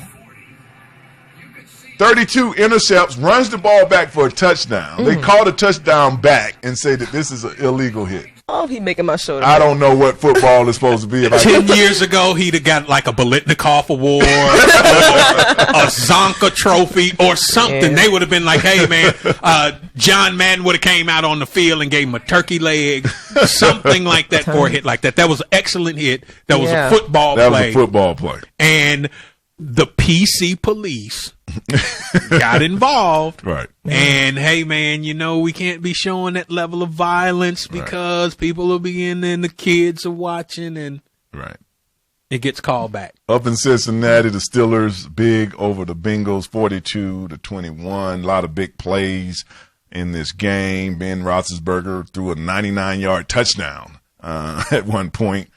Smoked one. Le'Veon Bell Smoke 1 and Smoke 2. By himself. Rushed 26 carries, 185 yards. I guess that is true. Yeah, It's more potent by yourself. It's more potent by yourself. I could just smoke half and put it out in the first half, and then go run for 150 yards, and then like before I come out for the second half of the game, one more time, and after halftime I'm good, and make some more contacts. Smoke 1, big day, 26 rushes, 185. AJ Green was terrific in this game in a loss for the Bengals. The Bengals are 8-4. The Steelers are 8-5. The Bengals are 8-4-1. Maybe the biggest story of this game, though, is at the pregame, wide receiver for the Steelers, Antonio Brown, wore this to the game. Please, if you know, 888-926-7562, please call in and just tell me what that is right there. He paid for that, ladies and gentlemen. It's a two-piece. A two-button, leather trim, zigzag, zap suit. My wife calls this doing too much. Yes. That's the phrase she uses when stuff like this happens. Too much bloody money. Yeah. He's buying conceptual suits. This was Who was the dude that went, "This is gonna look good on you"? And he was like, ran over. That is just ugly. I don't even know what that is. But we're going to go to break. We come back with more of the Sports Joc Show right after this.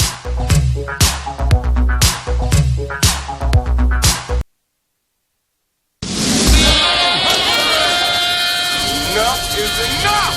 I have had it! Why so serious? And we hold the world ransom for Wayne Gandy. Excuse me while I whip this out. Show me. Broadcasting live from the Armada FM studios in Atlanta, Georgia. This is the Sports Joc Show with Wayne Gandy.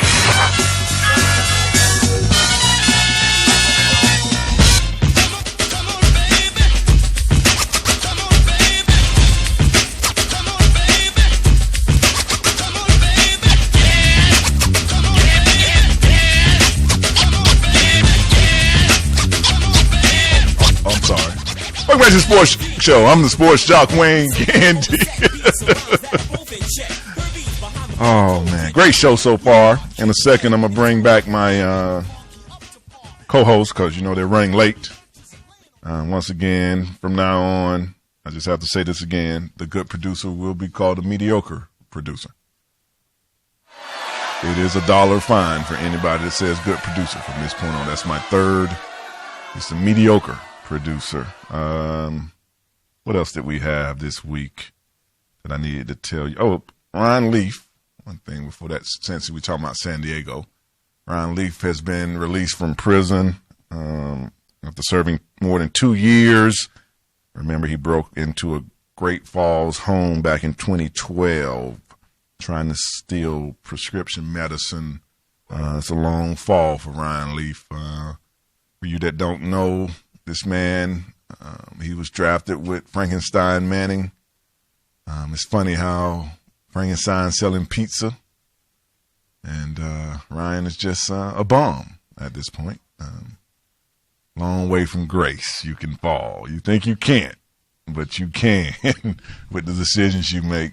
I don't know. Stealing prescription medications. What do you do? Break in the old people's house? How does that actually go? Do you know? You just take whatever they got. Do you want old people meds? What is that? Stool softener and stuff like that?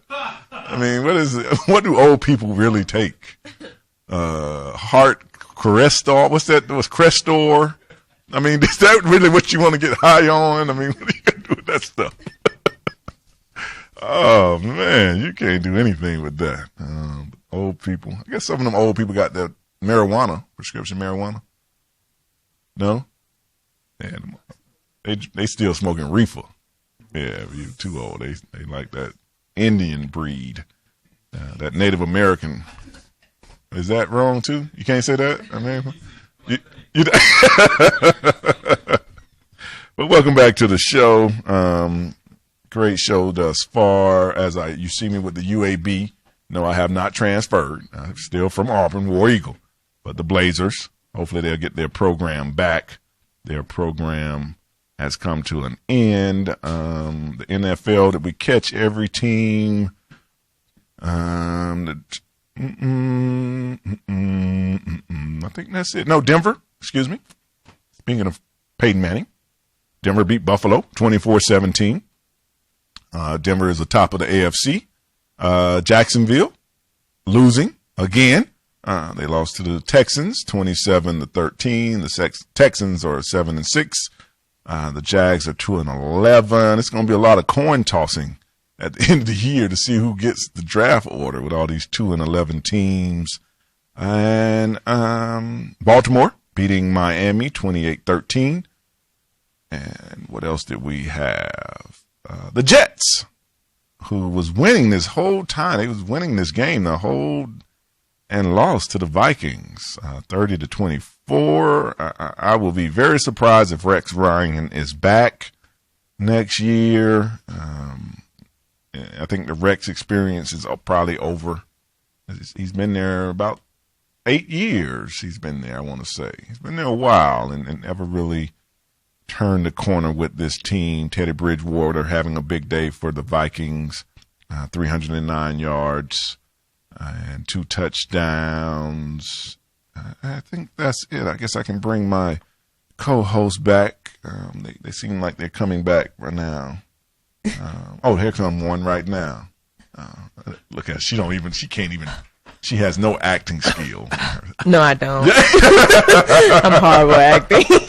I'm a horrible liar. In the building. Everything. Welcome back to you, Selfie. I'm glad to be back. Glad to be back. You can throw that donut. You won't hurt my feeling. No, I'm not going. I'm nibbling. You gonna take it to your dog? No, this will kill her. I'll probably get it to my boyfriend. He'll smother this. Wow, you won't give it to your dog, but you will give it. See what I tell y'all about these animals? They are on the takeover. She can roll over and die. He'll be satisfied with this. She won't. Wow, man, I tell you, see what they think of us gentlemen? You got to keep choking alive. Keep choking alive. And also, for prescription. Can't say that either. Look at And also for prescription purposes, oxycodone. I have someone who's an elderly guy, a coworker at a gym with me. His wife gets that, and he always talks about it. Oxycodone? That has nothing to do with being old, though. That's just... Well, it's her back and stuff, but a lot of older people have back problems at their age, and that's probably what he was going to steal. They call those working people have bad backs. Well, she was a teacher. And to her left, the funny man, Big Kenny. Welcome back, Big Kenny. Sports Joc, I'm calling in from home right now. I wasn't able to make it back to the show. I drove away and then I had car trouble. Nice picture coming out of we were talking about high school football. Muhammad Ali and Snoop Dogg chilling at a high school football game this past week. As we all, some of you might not know, Snoop is a big football guy. I think he already has one son that's playing college football, maybe for Cal. Yeah. Or something like that. Is it Cal? Do some research and stop eating over there. I thought it was SC, but it might be. Is it SC or Cal that Snoop's son goes to? Dude, I thought you was quick with the computer. I'm typing. Here we go. All right. Did you see it? His name is Cordell. This is something we're talking about, right? Cordell? Right. Yeah, let's go with that. Okay. What college does he go to? USC. Okay, there you go. Big Ken, you're right. I knew it was a California team. They're not leaving too far from home. It's Snoop's son. I keep up with Snoop. You know what I mean? What do you think he and Ali talked about in the stands? Marijuana. They probably smoked one. Yeah, that's right. After it was over, isn't that a Parkinson drug? Yeah, marijuana.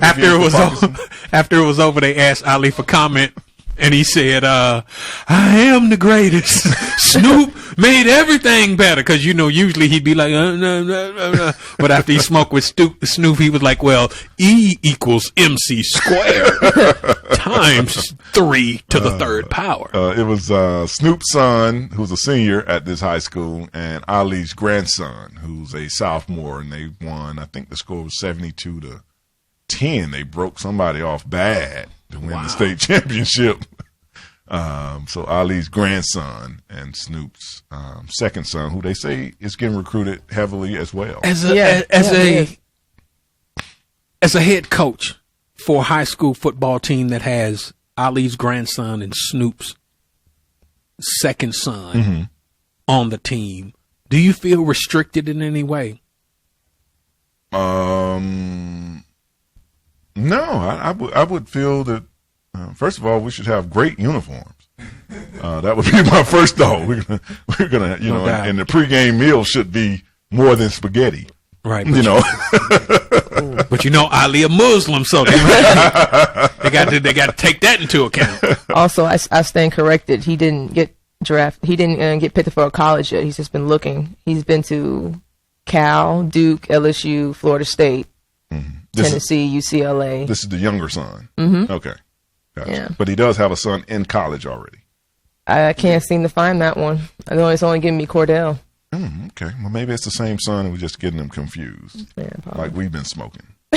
With the smoke boys. Smoking makes everything clearer. That makes everything clearer. No. Not with the smoke boys. So we had some birthdays last week. Some big names. Aaron Rodgers had his 31st birthday. Lucy Liu, 45. Nelly Furtado, 36. Still get it. Monica Seles. I always think of Nas when I think of Monica Seles, 41. Jason Collins, 36. Brandon Knight, 23. Ozzy Osbourne. Want to take a guess? Anybody want to take? 185 years old. 73. I'm going to 66. Ozzy Osbourne. You do it. Kevin Harvick, NASCAR driver, 39. Britney Spears, 33. Kerry Hilson, 32. Frankie Muniz, 29. Josh Smith. Anybody want to? Y'all don't look at him like, who cares about Josh Smith? Josh Smith, man, hometown hero. How old is Frankie Muniz now? Frankie Muniz, 29. Wow. Yeah. And Josh Smith, 29 as well. 29. Yes. Paula Patton, 39. Get it. Bernard King, 58. Skip Bayless, 63. Joe Thomas of the Browns, 30. Tyra Banks, 41. Get it.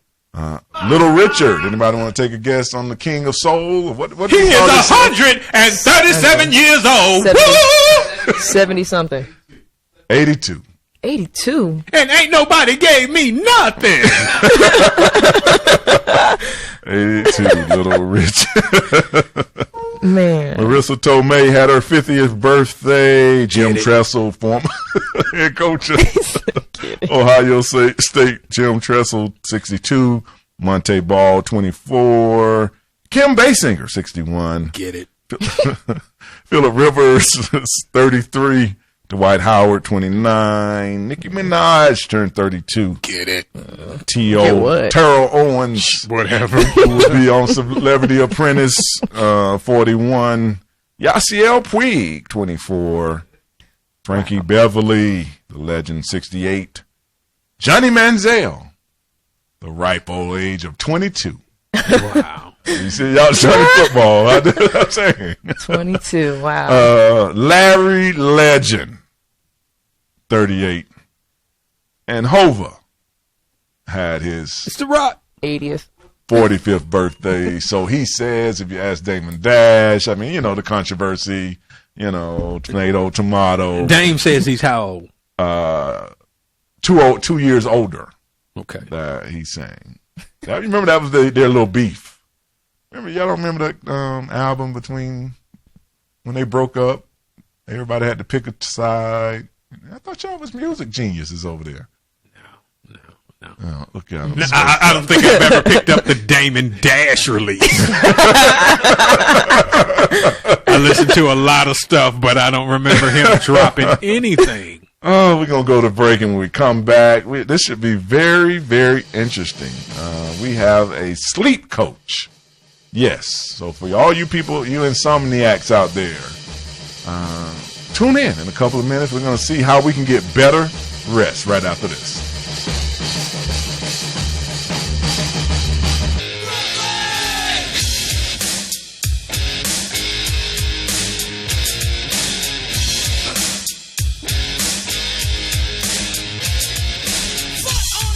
Welcome back to Sports Joc Show. I'm the Sports Joc Wayne Gandy. One common theme I can say from a lot of ex-athletes that I have talked to is having trouble sleeping. I always felt like it was a function that as an athlete, you're used to exerting so much energy as you play your sport. When you're done with it, basically in your life, you don't have that kind of mental or physical exertion again. And maybe that was the reason why I need 4 Tylenol PM to even sleep 1 hour at night. But, I've been having sleep issues. Some people say it's just a function of getting older. The older you get, the less you sleep as well. I don't know. I haven't gotten that old yet to be able to be an authority on that. But we have a gentleman who's regarded as the world's first sports sleep coach and founder of sportssleepcoach.com. Mr. Nick Littlehale's on the line. And if I'm saying this right, he's all the way from Nottingham. That's right, yeah. In the UK. I wish I knew how to speak that accent, but I don't. I bastardized the English like most of us Americans. But good morning to you, Nick. It's good afternoon here, so good morning to you. Oh, good afternoon. I'm sorry. What are you, 5 hours ahead? Is that correct? Yes, it's early evening over here and very cold. Oh, it's cold here too in Atlanta, Georgia. Somebody's coming in. It's the cask of Amontillado. Well, Nick, let me ask you. My first question to you is, what is the most common thing in athletes that have them having sleep disorders? The most common thing I find internationally at this moment in time is different levels of insomnia. As you touched on before, I think with taking drugs to even get a little bit of sleep, using drugs to just get into sleep and stay into a sleep state to get that proper mental and physical recovery has been a growing issue. I spend most of my time getting people away from drugs. The levels of insomnia have become more dispersed over the years. One of the big ones at the moment is called electronic insomnia. It's a new term for today's elite athletes and the rest of the population, as we spend far too much time with artificial light within our own office spaces and homes, but also because we're staring constantly at the technology that we have to hand these days through laptops, tablets and devices. And that is switching some natural processes that go on inside of our bodies and our brain every day, and can leave us in a state where we find it very difficult to actually sleep or be awake. We're actually wandering around in a sort of semi-sleep fatigue state. And that's one of the most common ones. So you're saying basically working on your computer 3 or 4 hours before bedtime, or watching TV 3 or 4 hours before bedtime, that stimulation of light is what's causing us not to be able to drift off into a deep sleep. It has a very big effect. It's very difficult to put across to the modern day population, never mind elite athletes in any sport, but there's a very natural process that goes on around us every day, which is the sun up, sundown process of light, dark and temperature. That triggers many thousands upon functions within our bodies, through our brains, throughout the day, throughout a 24-hour period. And each decade, each generation, flowing with technology and advancements and our desire to do as much as we possibly can every day of our lives, and technology is moving us to much higher levels, particularly in sport, on an international basis, is that we move out of sync with that process, fighting it all the time, mainly because very few people have much awareness about it, so don't really know how to work with it rather than against it. And particularly at this moment in time, over the last 5 years and running into the next 5 years or 10 years, new techniques, new routines, practical ways to keep in harmony with that rhythm and to not fight it, and possibly wander back to some techniques that in some parts of the world we still adopt, and that's actually using 2 or 3 sleeping periods every day to combat the demands of our lifestyles and occupations and sport we have today. Nick, how you doing? This is Big Kenny. Is any of the insomnia that you find in athletes tied to the fact that some of them play in so many different time zones like in the NBA, in the span of a week, you may be in 4 or 5 different time zones, even in international time zones, and then some play in cities, say on the West Coast where there's a 3-hour difference, but you're from the East Coast. Have you found any of that? Yeah, I mean, it's been something you guys have had to deal with all the time because of the traveling between states and everything else. We see it a lot more because, our UK athletes are traveling all over the world, and international athletes do that as well. But it's more significant when you just look at some of the things I just mentioned, that there are other factors that have changed in and around it. So athletes find it a lot more difficult to cope with the shifts in time zones and the travel times and getting used to all of that, because probably game times have changed. Seen a lot of that across the world. We've got some, soccer teams kicking off, football teams kicking off at 11 o'clock at night. In Spain, for instance, when you look at all the shifts in time zones, you look at those travel times, you look at more demands that are on the individual athlete in their own home and social environments. The 24-hour news pressure just keeps developing and becomes far more extensive. When you look at an individual athlete's routine and their personal recovery profile, there's far more pressure than it was on it before. So, my answer to your question is, it's always been difficult, particularly in the US, because of what you just highlighted.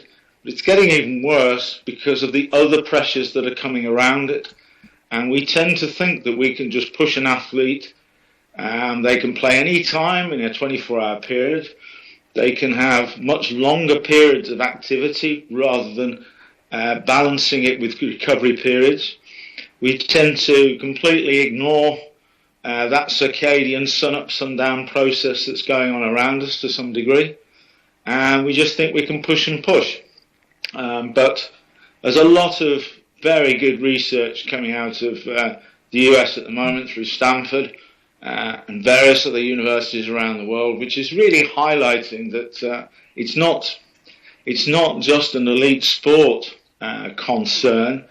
For the general population, including those elite athletes, there's a term we call sleep hygiene, which is not sort of antibacterial freshness, it's actually a routine term. So your sleep hygiene is what you do every day from the minute you wake to the minute you go into a sleep state at night. And if that's not in sync with that circadian process, if it's not in sync with your natural profile, if it's not trying to minimize the effects of what you do for an occupation, then for some people it's simply burnout. They just lose it at a certain point and have to go into recuperation for a longer time. It could be recurring injuries for sports people. In the general populace, it could be type 2 diabetes, weight control, obesity, and just their general mood and motivation, which has dropped to such a level that they may lose their sort of position in society or even their career. So it's a big subject that surrounds sport, but around everybody around the world. Hey, Nick, this is Sophie. My question for you is, I know a lot of people feel that sleep, not getting sleep is something that happens with age, but a lot of the kids I tend to coach who are between the ages of 7 to 14, they don't get a lot of rest either. And I'm wondering, I've heard from a parent that it has something to do with what they eat. Is that true, that what you eat can also affect your sleeping? Yeah, there's kind of two questions there. So there's one which is it's quite specific as we go through those infant years, early teens and late teens, that both male and female age groups in that area, they need certain hours, levels of sleep. It's something that their own natural body clock is determining. And so you can actually very quickly find out what your 12-year-old, for instance, what your 14-year-old should actually be sleeping as far as the hours in awake state versus the hours in a sleep state. And if you play with that, I reduce it, you put them under a hell of a lot more pressure. The same thing for the older age group. We tend to get that idea that as you get older, you don't need as much sleep. The fact is, you do need the same amount of sleep that you wanted when you were 20s and 30s. But your ability to actually get it is reduced. So we tend to see that older age group getting less sleep is because they've lost the mechanics, the routines, the protocols to actually sleep for any longer. So it's not, you don't need so much when you get older. You do, but you don't necessarily get it. And as a younger generation,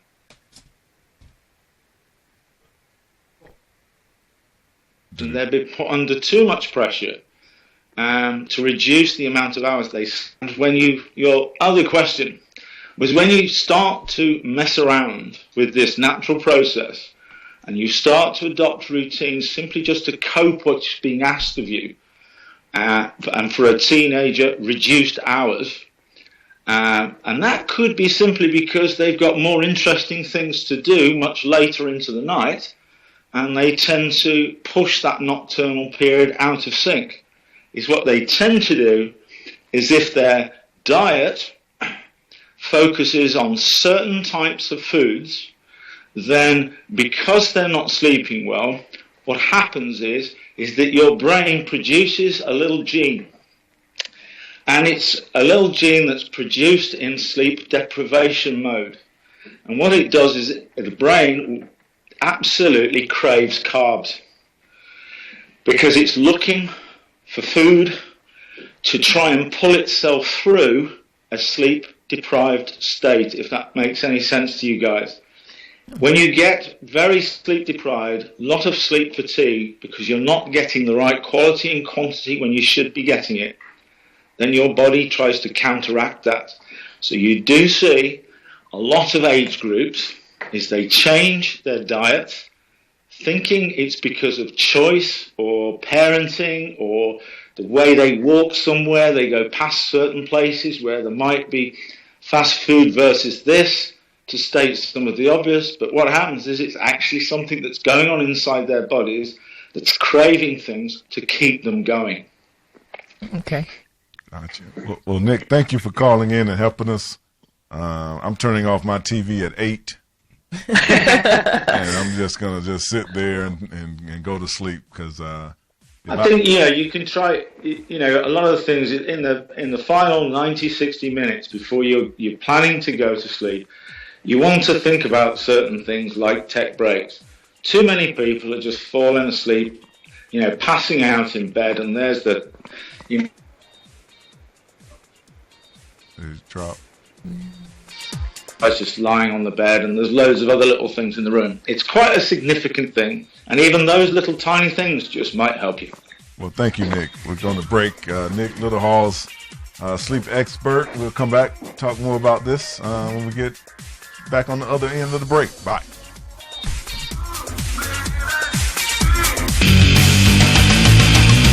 Welcome back to the Sports Joc Show. I'm the Sports Joc Wayne Gandy. We'd like to thank Nick Littlehall for calling in. He's the world's first sports sleep coach and founder. You can reach him at sportssleepcoach.com. He's Nottingham. He's in the UK. He has worked with Tour de France athletes, some bobsled teams in the Olympics in 2014, and a lot of professional cyclists. And I think a lot of his points, like the carb thing in the head and just even the technology, I've heard that before, that we sit and stare. We're basically stimulated. We take about an hour of stimulation in that. Even once we close our eyes, that stimulation is going in around your brain. Right. And you just think that, because the biggest part of sleep is what they call that REM sleep. The REM. And we REM sleep. Yeah, I know that make me doze off. When you're trying to reach that level of sleep where time just passes, and an hour seems like a minute. You know how that sometimes you fall in 5 hours. It's like, man, I thought I just went to sleep, and very few of us reach that because of the stress level. So that's what he was saying. Due to the stress, as you get older, you got more responsibilities. It's hard for you just to shut down, and our days really don't end till about 10. Whereas grandma and grandpa, the TV went off at 9, lights went off at 7, dinner was eaten and done, the kitchen was clean by 7. Everything has happened, everything is quiet, and everybody is still by 8 o'clock. By the time Little House on the Prairie came on, everybody's still. You watched that in your pajamas. Yeah, everybody's still. Baths have been taken. Right. The whole house has been shut down. Wow. Don't nobody call my house after 9. Don't nobody call after 9. It was a whole shutdown period, and that's what it sounded like he's saying, that even in this society, whether you're young or old, your day, you're not shutting down to 11 o'clock. And then it's taking your brain till 12:30 a.m. to even let all that stuff go. And we're not doing a good job. I keep the room cold, because they said you want to keep your room a little on the colder side. Right. And that's why even all of us tend to hibernate a little when it's a little chilly. We all have a deeper love for them sheets. Because when you're hot, it's all you do have a disturbed sleep. Right. When the hotter you are. So I think it's interesting. I've got to be that textbook case. He was talking about the people who just pass out. Mm-hmm. Like I've been a lifelong insomniac, and at some point, like many mornings, I wake up sitting on the couch, like, whoa, it's 4 a.m. I've been out here this whole time. But that's the best sleep that I've gotten all day, because just trying to lie down and go to sleep doesn't really work. But you were saying, like with athletes, and I know for me, with an athlete, it's different. But like with comedy, 23 hours of my day are geared around 1 hour of work. And I've got to expend whatever people would expend in 8 hours. All of that energy, all of that adrenaline, whatever, goes into that 1 hour. And then you got to wean yourself off that. Mm-hmm. Like when you finish, you know what I'm saying? So you play a game, you just finish hitting people and everybody's screaming and all this adrenaline is flowing. And now you got to go home and relax. It's not that easy. No, you know what I mean? You're still on that high. You're still on that high. If you lost, you're angry about it, which has a whole different chemical reaction. I'm physically fatigued, but my mind is wide open. It's on a high that very few people actually realize. And I think also when I played ball, as he's saying, the routine of sleep was better, because it was, you go to practice, you do what you have to do, you went home. You might not even turn the TV on. It wasn't even one of them. Right. I ain't do nothing. Like it's like I'm gonna grab everything I need on my way home, and when I get there, we gonna shut it down. It was not one of those we gonna get home, go back out. It was none of that. It was, now we're where we are. Let's get some food. Everything got to go with me, because I'm not coming back out. Right. And it is not necessarily I want to catch a program either. I just want to go home, be quiet, sit. And I used to sleep better. Now I think with the lack of stimulation, because I do really believe that plays a part. When you're used to your body is conditioned to be exhausted on all ends, to where you have no recourse but to go to sleep.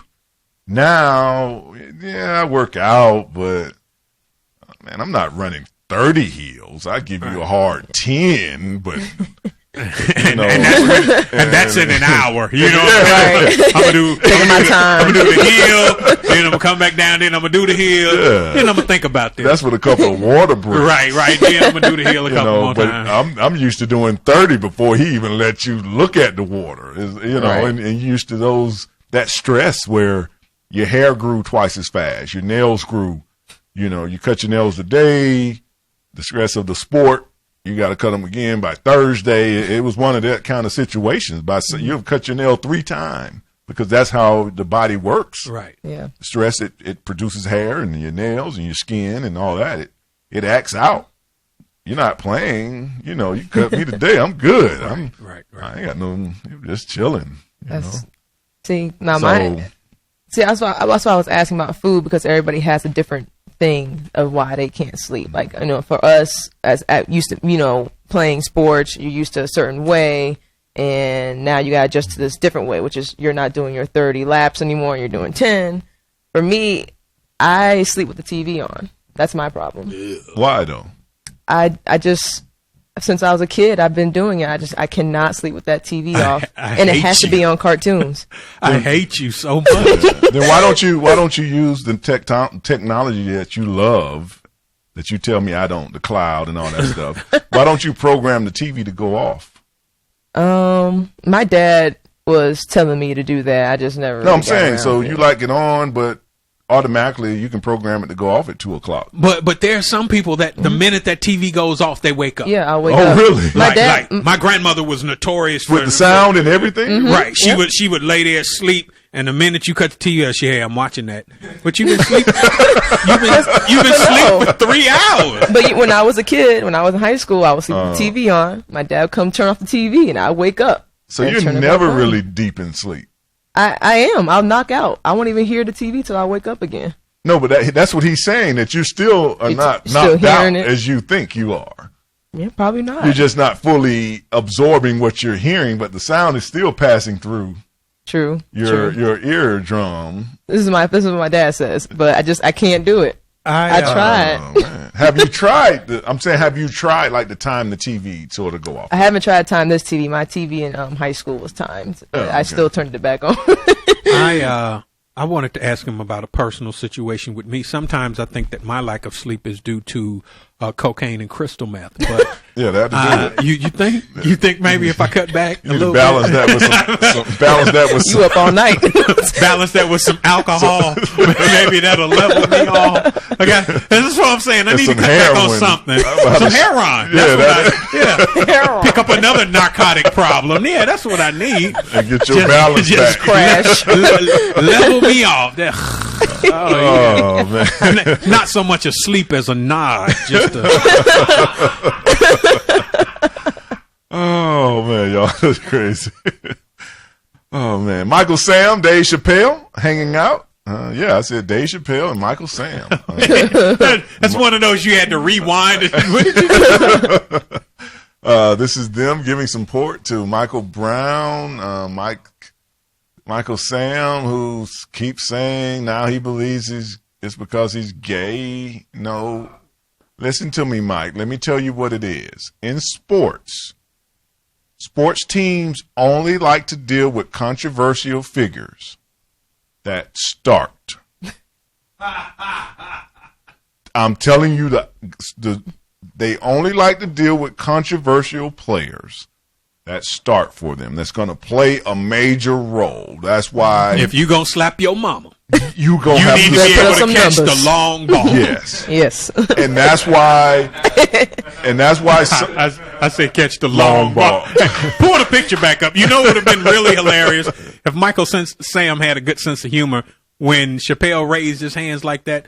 If Michael Sam had grabbed him around the waist and did like that tight end did, just that picture there, holding Dave Chappelle from behind by the waist while he got his hands up, that would have been a trending topic. But people keep asking me that, and I say, look around the league, no matter what the sport is. Manny Ramirez, Terrell Owens, Allen Iverson, when they no longer was a viable part of what a team thought was going to be their success.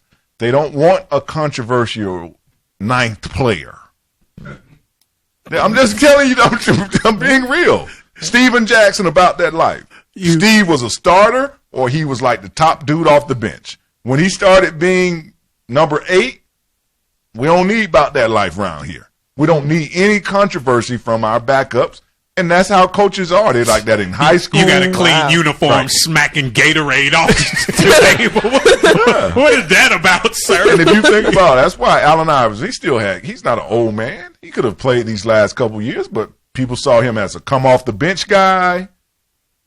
I don't want to deal with that whole thing that you bring. Practice? Practice. Are we really talking about practice? We want the Ray Allens to come off the bench.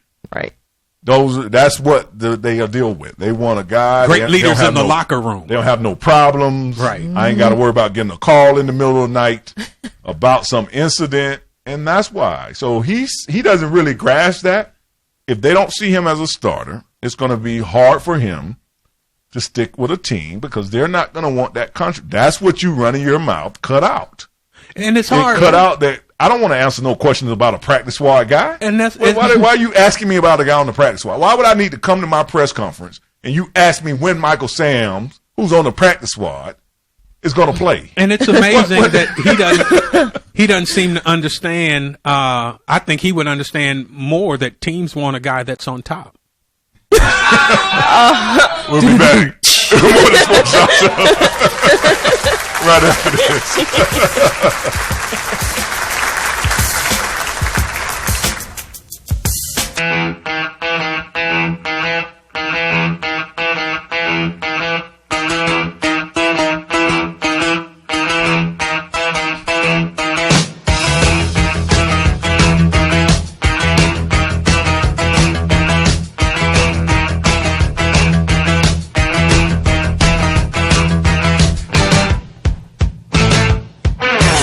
Back to the Sports Joc Show. I'm the Sports Joc Wayne Gandy.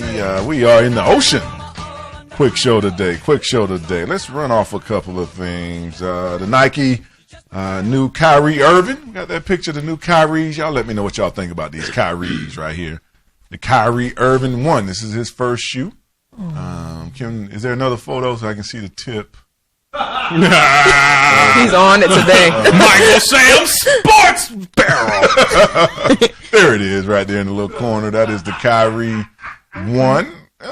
Kind of looks like the rest of them.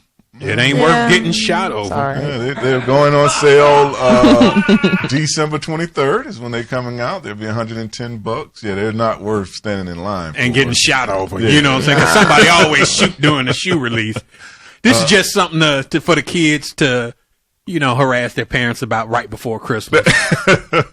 Nike, they set it up before it comes. Yeah. They cause that controversy. It's coming out on the 23rd, and Santa's going to have to stop by the local sports place and pick up 1,000 pair. And when they only made 200. Just so somebody can have them under the tree the next day. Oh, man. Justin Bieber hanging out with the Clippers in the locker room last week. Justin Bieber. We got that picture of Justin Bieber and Gronkowski.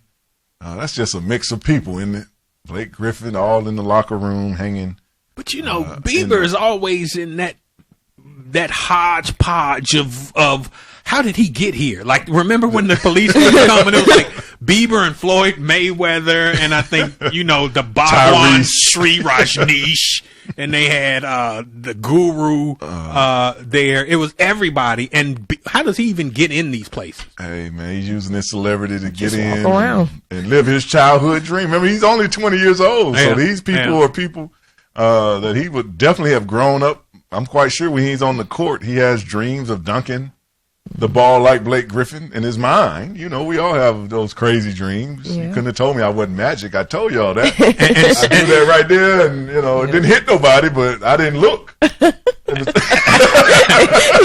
go nowhere, but and somehow I'm inclined to believe that Blake Griffin stands in the mirror singing, I love you.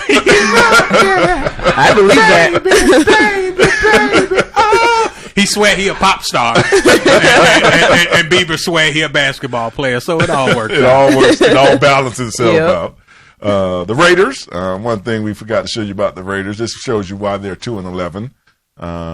You shouldn't have any Gatorade baths when you're 2-11.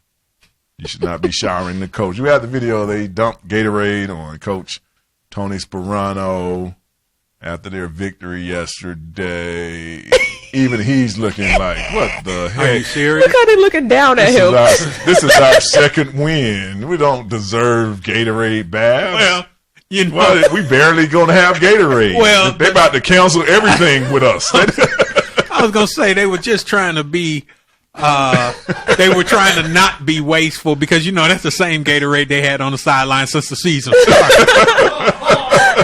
Because ain't nobody really putting out that kind of effort when they need some Gatorade. But they're thinking like, look, let's get some fresh Gatorade for the last 3 games. Okay, pour this one out. Might as well pour it on the coach. Okay. Oh, man. Mickey Rourke's opponent is mad. Say he hasn't gotten his paycheck. Remember last week we reported that Mickey Rourke fought a 29-year-old fighter. And the only reason I lost was for the paycheck. He's saying that he lost the fight and he didn't get his. Let's hear what he had to say. Fight looks a little staged. How can you justify that it was not staged? People can say whatever they want. If you've never been in a fight before in your life, you have no idea what it feels like to get hit. You know, I haven't been fighting that often, and I'm fighting at the highest weight of my career by a lot. I gained 20-some-odd pounds for this fight, so that's now, what was the shot that knocked you out? Because it looks like you just kind of grazed your side.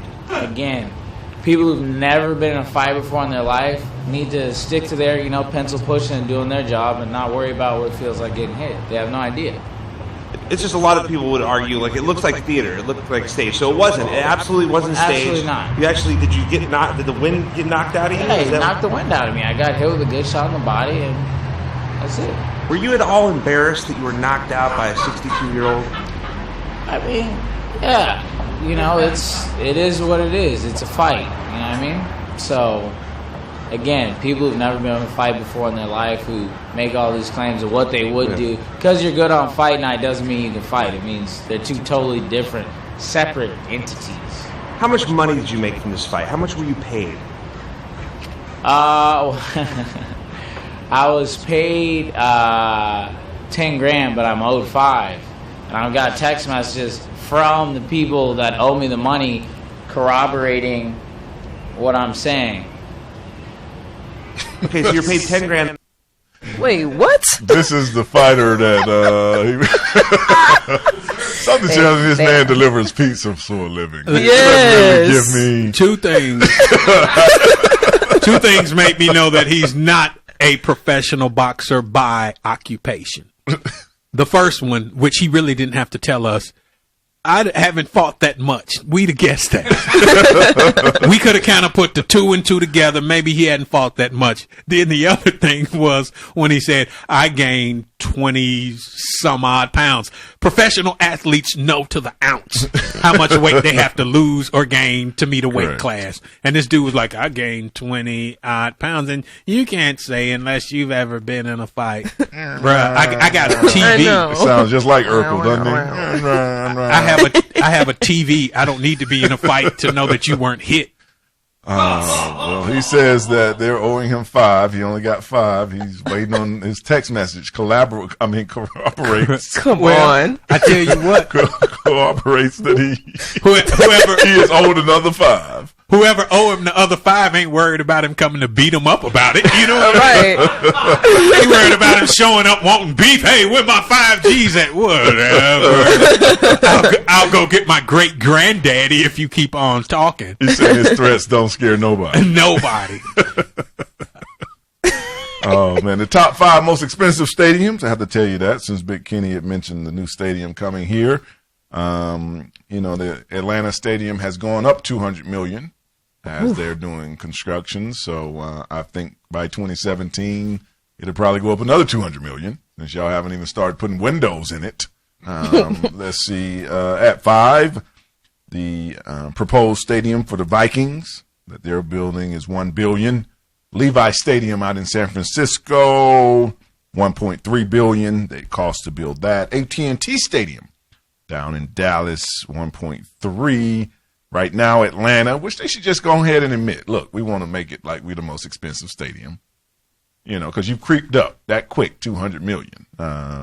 At number 2, the new Atlanta Stadium that doesn't have a name right now, $1.4, and MetLife Stadium, which I'm quite sure after this season they want a refund between the Jets and the Giants.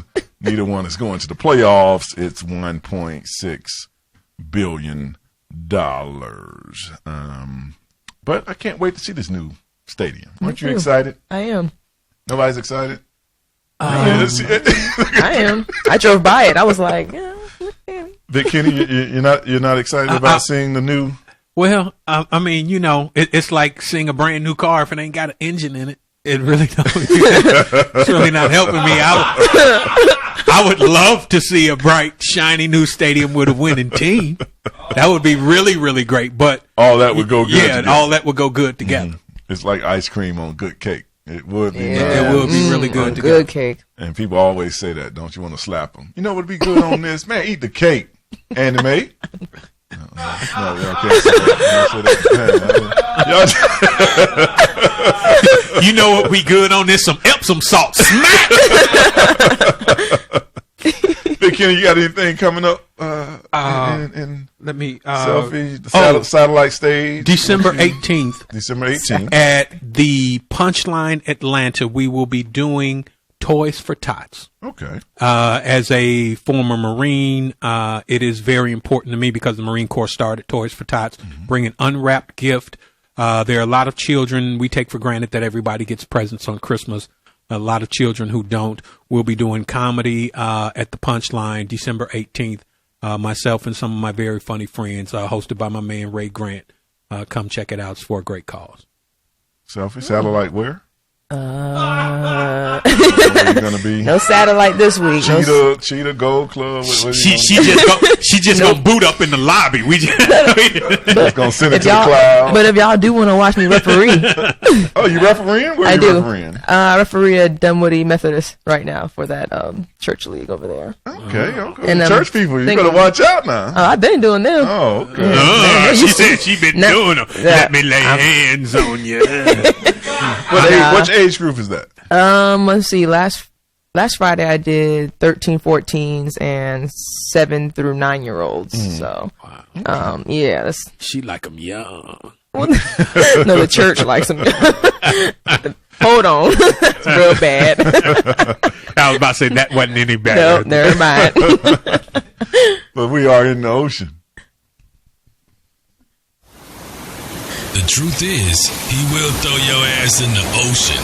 It's time to wrap things up on the Sports Joc Show with Wayne Gandy. When you hear the sounds of the ocean, to give the Sports Joc just a minute to vent, I'd like to thank my co-host, Big Kenny and Selfie, for being here today with my two producers. The mediocre couldn't make it. I don't want that mediocre. But we are in the ocean, and that just lets me vent. Oh, Craig Sager Jr., thank you. Nick Littlehalls, thank you as well, sleep expert.